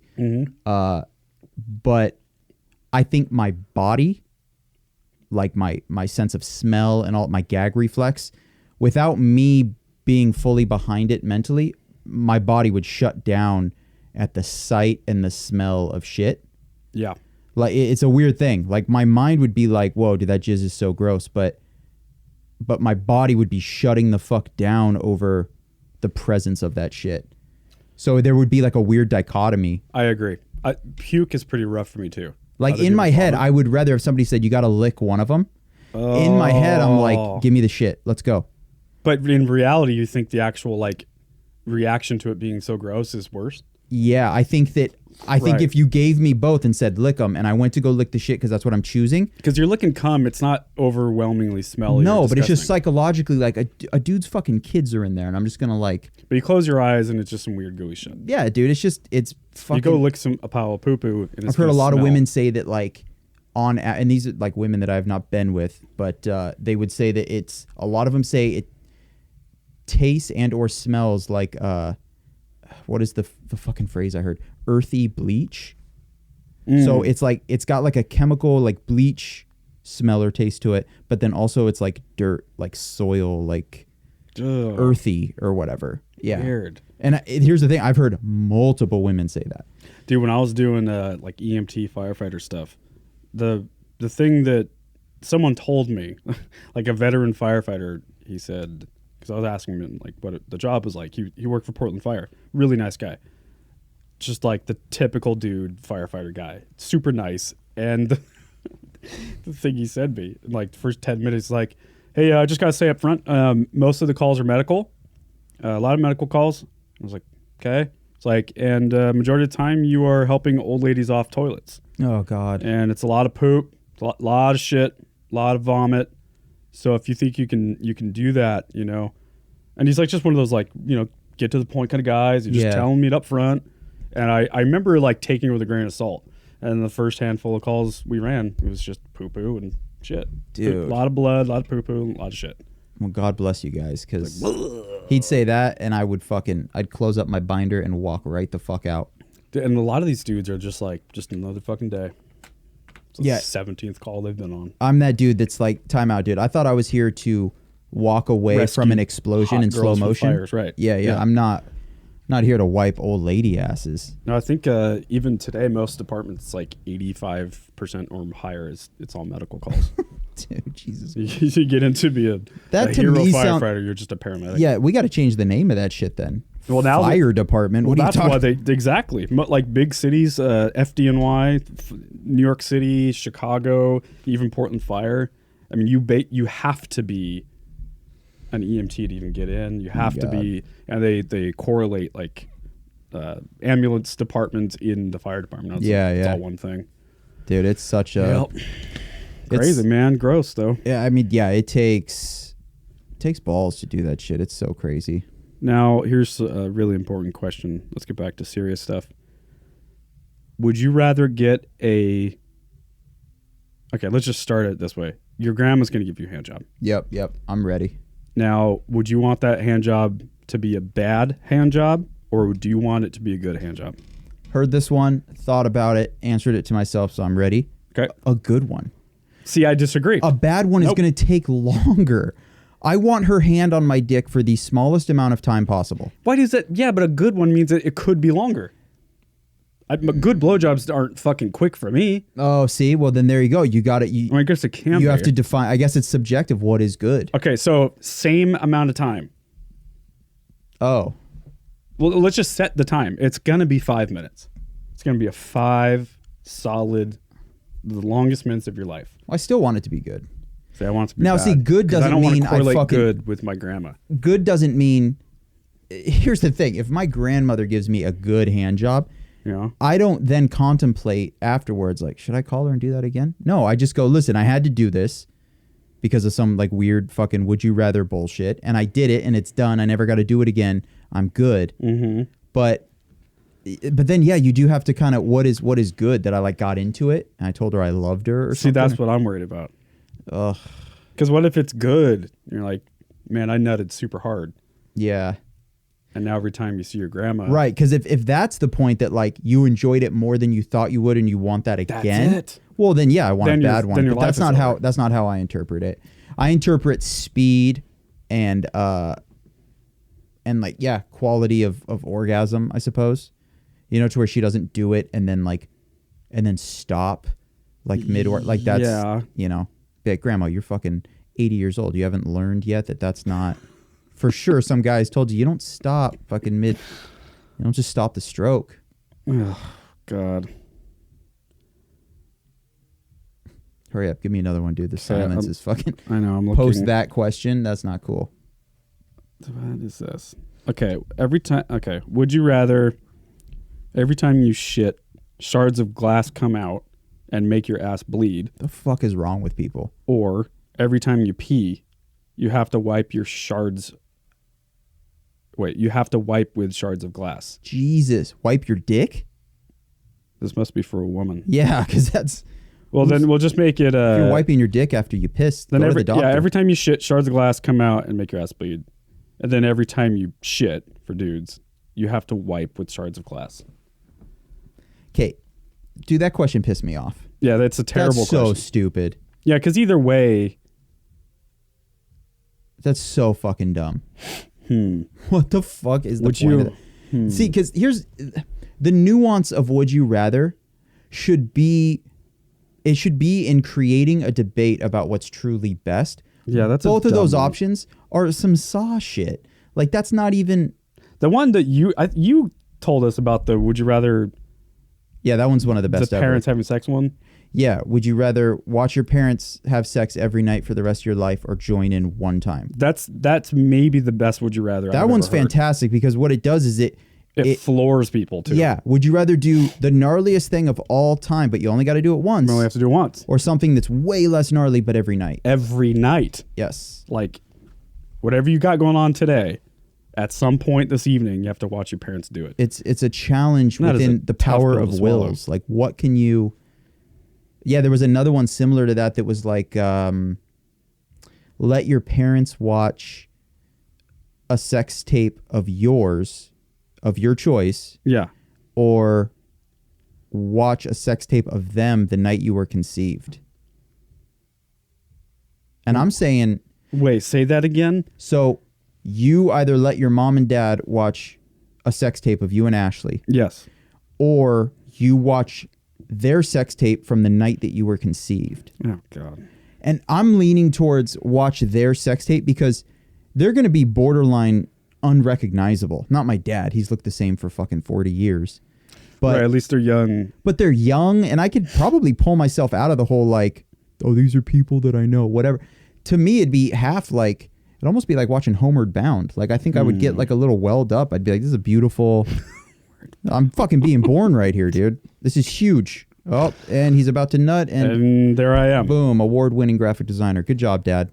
That's how I would feel. Like, you guys fucking killed it. Would you rather go down on your grandpa or have your grandma go down on you? Say that one more time. Would you rather give your grandpa a blowjob? God. Or have your grandma give you a blowjob? Dude. You either got to suck your grandpa's dick or your grandma's going to suck your dick. I'm saying get to work, Grandma. Yeah, I think I would agree with that because you could try to check out. Because see, the real trick there, I'll tell you right now, the real trick there is making sure not to drink so much beforehand that you get blackout and you can't even get hard. Yeah. But you got to get enough to like take yourself out of that horrific situation. Here's one. Would you rather pee every time you stand up or poop every time you sit down? Jesus Christ. Every time you stand up, you piss, or every time you sit down, you have to poop. Oh, no. I mean, either one, what an awful life. You wouldn't be able to have a relationship. You wouldn't have a job. I guess you just have to wear diapers all the time. Yeah. I'm going to go with pee because poop is pretty gross and it's going to smell. And poop is gross, but I'm just thinking like, okay. This can get around that, though. So just as an example then, like I come here to the podcast studio. As soon as you sit down. I can't, yeah, so. But you hold off. Well, can I go to the bathroom here in the bathroom right across the hall? No, because it's every time. And then crawl here. Oh, wow. Because I have yet to stand up. But then would it count as sitting down again as soon as I... Yeah, is it like when butt touches surface, you poop? Yeah, is it... Like what disease is that? Like as soon as you're... That's not even a fun... It's a terrible life. That one half pisses me off because it doesn't... Kind of pisses me off too. It's just not good. Like that's the thing with the would you rather getting popular is you're getting a lot of idiots now that are like, okay, would you rather shoot your mother in the face as she cries and begs you not to? Like, you're just saying two stupid things. Yeah, it's just, what the fuck? I'm not going to play that. This is one I heard. Let's see if I can get it right. Would you rather... Okay. Would you rather every time you hear a song, every time you hear music, it is the song from Beverly Hills Cop, "The Heat Is On." Ooh. The heat is on. That song. Great song. Or every time you have to watch a movie or TV, anything that's on a screen, that sort of medium, is you have to watch Sister Act 2. So see, then that question is, what do you You're want in to an get? elevator. What do you get rid of, music or movies? Yeah, and for me, you know how much I love movies. Right. See, I think this is where you and I would happily go opposite. So you would... I can't go without music. So every time you watch something, it's Sister Act 2 with Whoopi Goldberg? Because I choose just, okay, then I'm not going to... I'm going to listen to music and fucking kill my life. So you're a single guy, but you're trying to date. You get a date this week. Yeah. And you go back to your place, and she's like, hey, let's watch a movie. It's going to be Sister Act 2? No. For the 1,000th time? It's going to be nothing. I'm going to say, why don't you come over, we're just going to chill. Yeah, we're going to listen to some music. Yeah. That's not Glenn Fry's The Heat Is On. Yeah. See, that's tough, though, because... Okay. So then, by that question, then, does that girl that I'm trying to date, does she get pulled into my universe? So if she's with me and I turn on a TV, that's what's on for her too? Or like you and Ashley? Yeah. Every time you turn on Yes. Spotify, she's got to listen to that fucking song? Yeah. Yeah, it gets pulled into like a universe of yours. Oh, wow. So that's another tough thing because you're a terrible person to date. Well, yeah, dude, think about me with fucking one rollerblade and just listening to The Heat Is On all the fucking But you've time. got $4 million. But I got $4 million. Your grandma give you a killer blowjob. Yeah, I talk about it. And a killer hand job. Yeah. You shit every time you sit So down. I'm in a sexual relationship with my grandma. I got $4 million and a rollerblade on my left foot. You poop every time you sit down. What a mess. And everyone thinks you're a fucking predator. Yeah. That's a terrible life. I'm going suicide, dude. My God.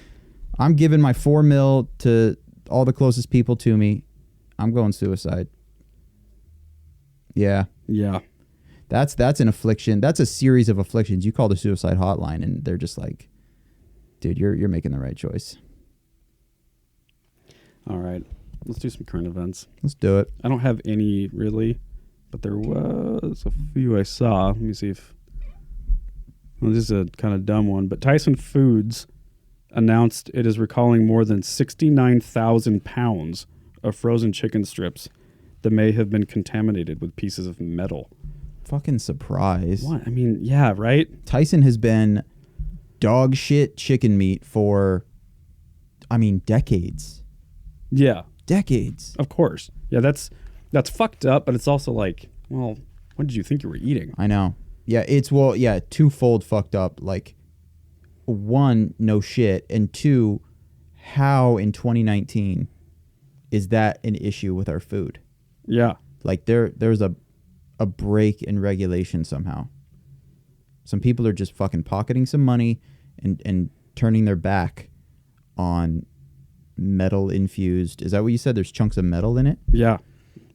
Apparently. God. I'm not really sure. Fuck that. Like, what does that mean, though?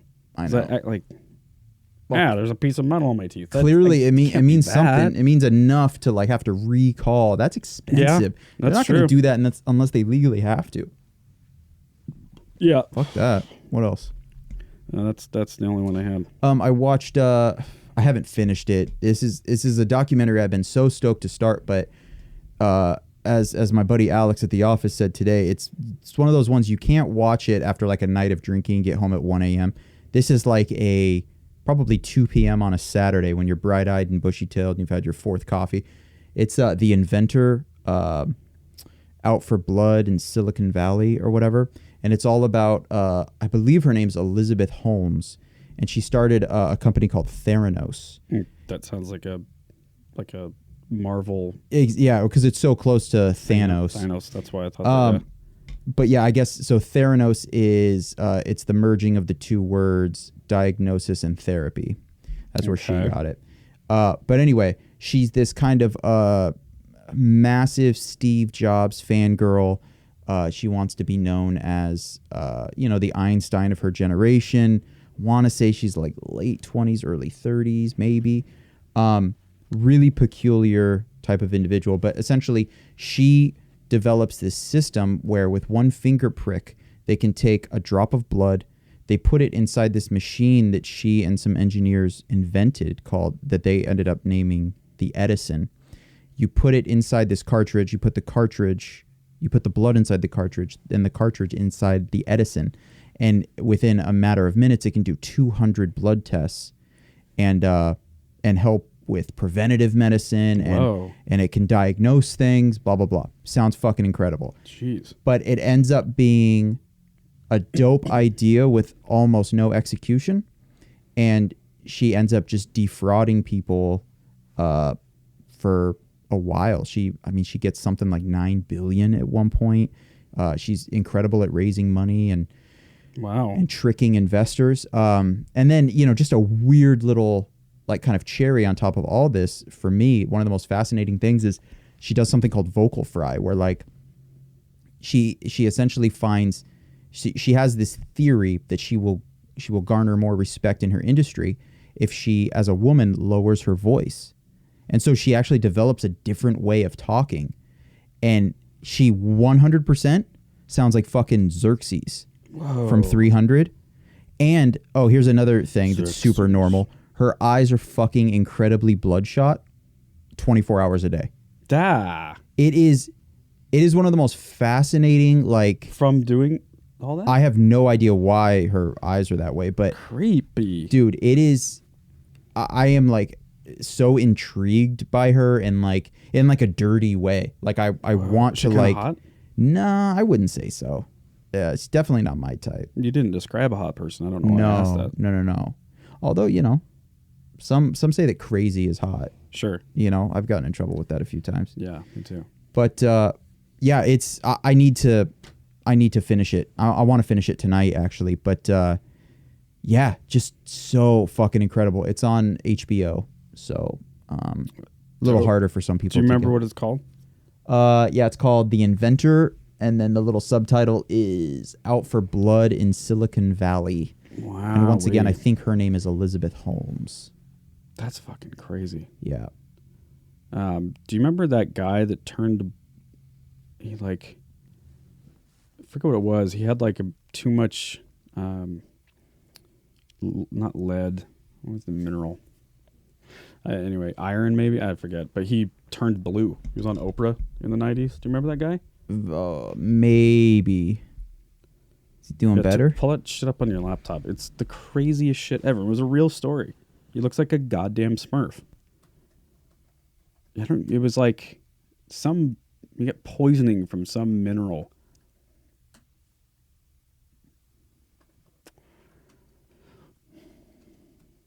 blue Oprah. Guy. Yeah. Oh, yep.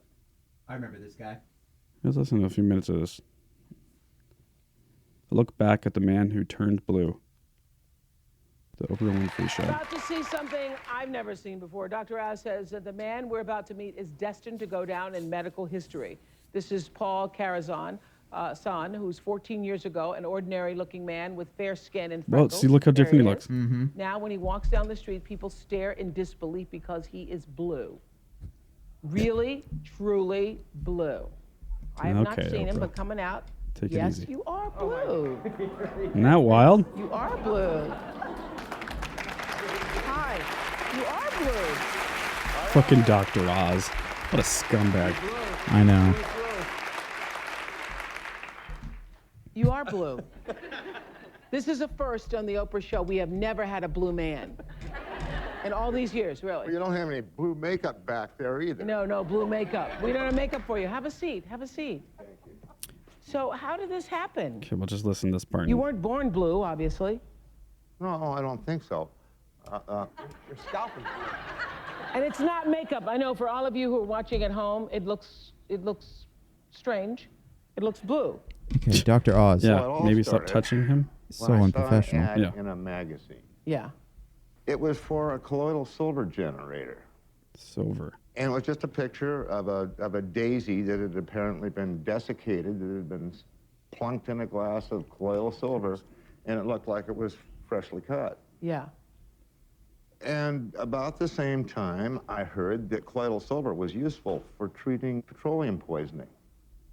And I had a friend that had petroleum poisoning from working in a machine shop from the time he was, oh gosh, I don't know, 7 or 8 years old. Yeah.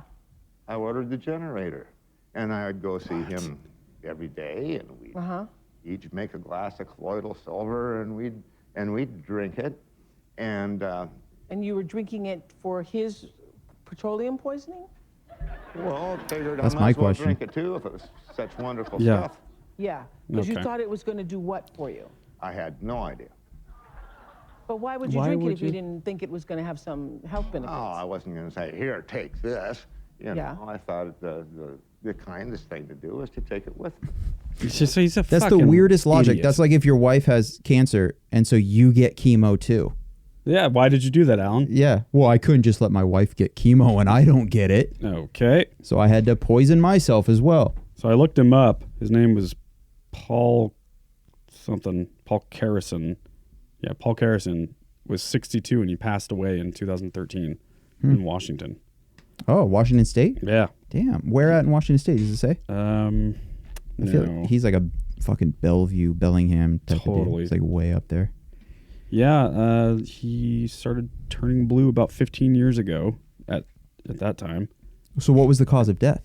She died after suffering a heart attack and also had pneumonia and later suffered a severe stroke. He had suffered heart problems for years, but the skin condition stayed. I mean, what in the fuck? That's so strange. I mean, that alone can't be good for you other than the No. skin. Like, No, that's no gonna way. fuck you up, man.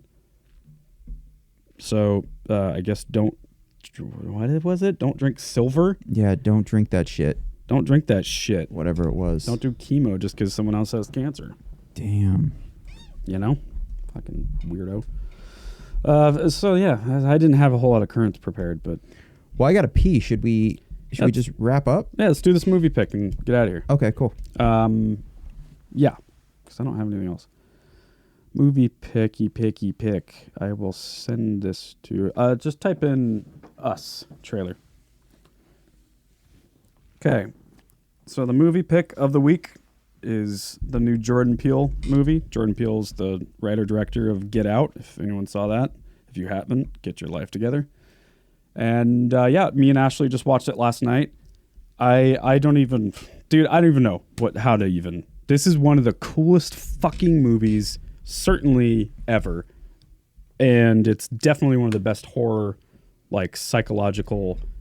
and it's funny. I'm blown away at how few people... I've been talking this movie up for like a month, And everybody's like, I don't know what the, and then I always got to do the typical like, Jordan Peele, Get Out, blah, blah, blah. And everybody's like, oh, okay, cool. Like still not all that interested. I've been on this movie's dick since the fucking Super Bowl trailer. I know. We watched it a few times. I mean, me and you, we've been talking about it. Yep. But like, you know, something my wife and I always talk about is we like seeing horror movies in movie theaters because we like people, like their public reaction is just so funny. Yeah, yeah. Like you'll get like the gangbanger kid in the corner is like, oh damn, he's like freaking out, and like it's just fun. And this theater interaction was the craziest. Like so many people just literally saying out loud, "What the fuck?" Oh and damn! Like, holy shit! That's awesome. It was so fucking good. The acting is fucking amazing. Yeah, I was telling you earlier, you're my second review that I've heard on it, and it's 2 for 2. People just being like, it is mind bending. It's so good. Yeah, and the amount of like metaphors are just popping out, and I haven't, because I just saw it and I don't even know what. It's so hard for me not to ask you certain questions about it because I'm going to see it in a couple of days, and I don't even want the tiniest thing ruined. The only thing I can say is what is presented in the trailer, and what you do know from the trailer is that a family is somewhere and they see people that are being creepy as fuck, and then turns out that they look just like them. Yes, right. And that's why it's called Us. Yes. That part alone is the only thing I can say, and with that thing, the acting is just incredible. Yeah. The fact that, you know, one actor is playing two different things. Right. Fucking awesome. Yeah, that must have been a bitch to cast. Oh my god. Because it's like, okay, yeah, you nailed the part of this like normal loving mom. Can you be a psycho version? Can you be a fucking psycho? Yeah, same with you, dad. Same with you, son, daughter. Like, yeah, the main actress, her name is a crazy fucking name, so I won't even try to pronounce it, and I also forgot it. She was also in a movie called 12 Years a Slave. Oh, fuck, that's where she's from. Yeah. Yeah. And she, I mean, you know, like top 5 best acting of all time. Yeah, she's incredible. And as well as Us, the way that she, like her dialect for this character is so fucking crazy. Yeah. I think they kind of hint at it in the trailer, the way that she talks. Yeah, she has the crazy version has like a quick little line. Yeah. Yeah. I just watched this trailer again last night, actually. Let's just watch it again, and we'll have audio for the show too. That's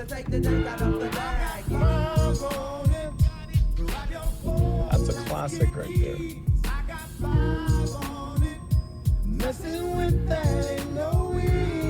What does I Got 5 on it mean?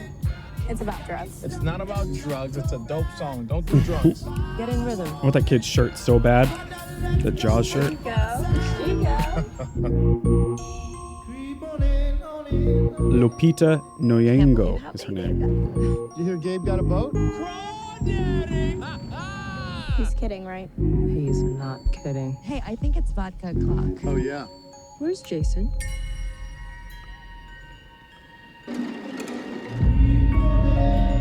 Jason? Where were you? I didn't know if you were lost. Stick with me, and I'll keep you safe.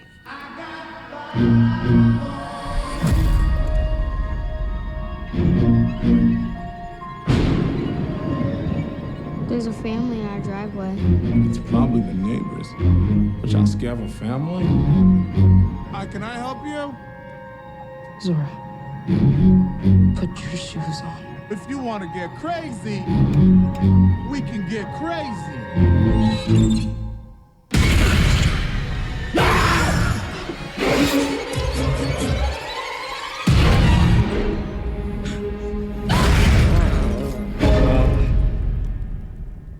What are you people? It's us. They look exactly like us. They think like us. They know where we are. We need to move and keep moving. They won't stop until they kill us. Or we kill them.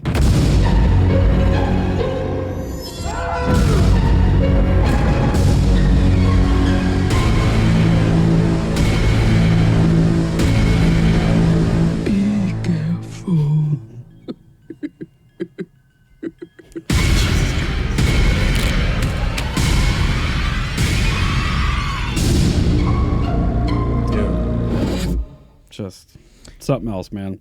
Can I just fucking talk about this? Like, there's a quick little scene where somebody's running. It's the creepiest stride I've ever seen in my life.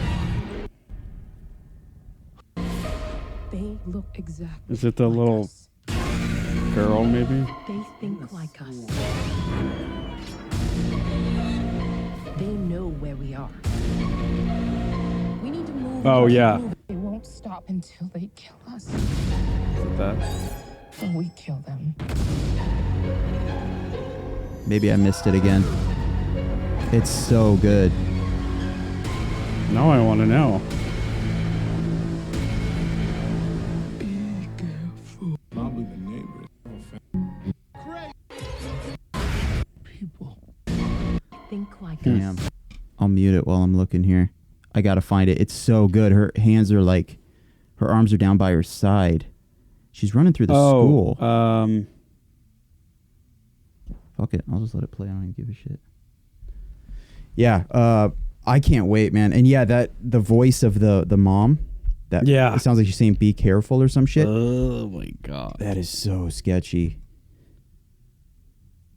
And the daughter, the psycho version of the daughter, Yes. looks horrific. Might Yes. be right here. I feel like it's close. Yeah, I know exactly what you mean. She's like, Yeah, that. Yes. Come on. Oh my Get god. the fuck out of here. If I saw that running at me, Well, then you're gonna love that scene. I'd fucking kill myself. Oh, dude, there's before it so even many- got to me. We kept talking about that. Like, I would just die. Yeah.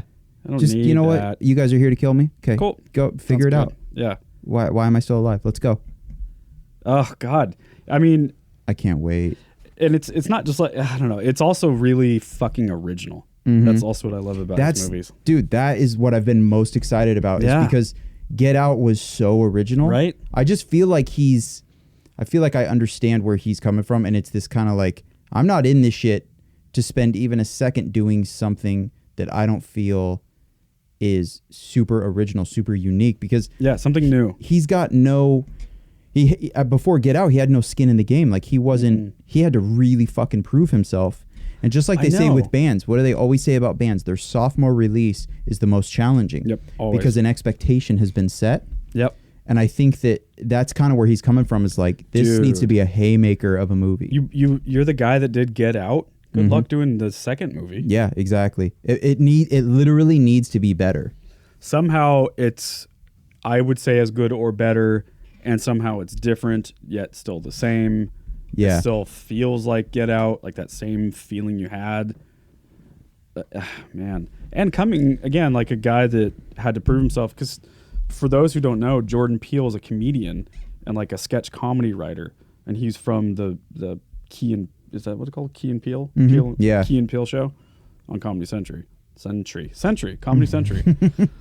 Well, that's a cue that we should probably stop. Fuck yeah, dude. I'm going to piss my pants. Yeah. All right. You go pee-pee. Thanks to Nick from FEVERWAR. And thanks to Revival Recordings for sending them our way. It's Friday, so this means episode will be up on Monday. That's the day that episodes are up. If it's not up on Monday, hang tight. Tuesday at the latest. Yeah. But Monday to Tuesday-ish at the latest is when you can expect new episodes. And as we say every week, if you took some value from the show, or you laughed, or you decided that you want your grandma to give you a good blowjob along with Alan, and that you want to shit every time you sit down, then tell one person about it. Share that news. Absolutely. Say I want $4 million to be a predator. Yep. Say it. And we love you very much, and we will see you next time. Thank you. Bye. Bye.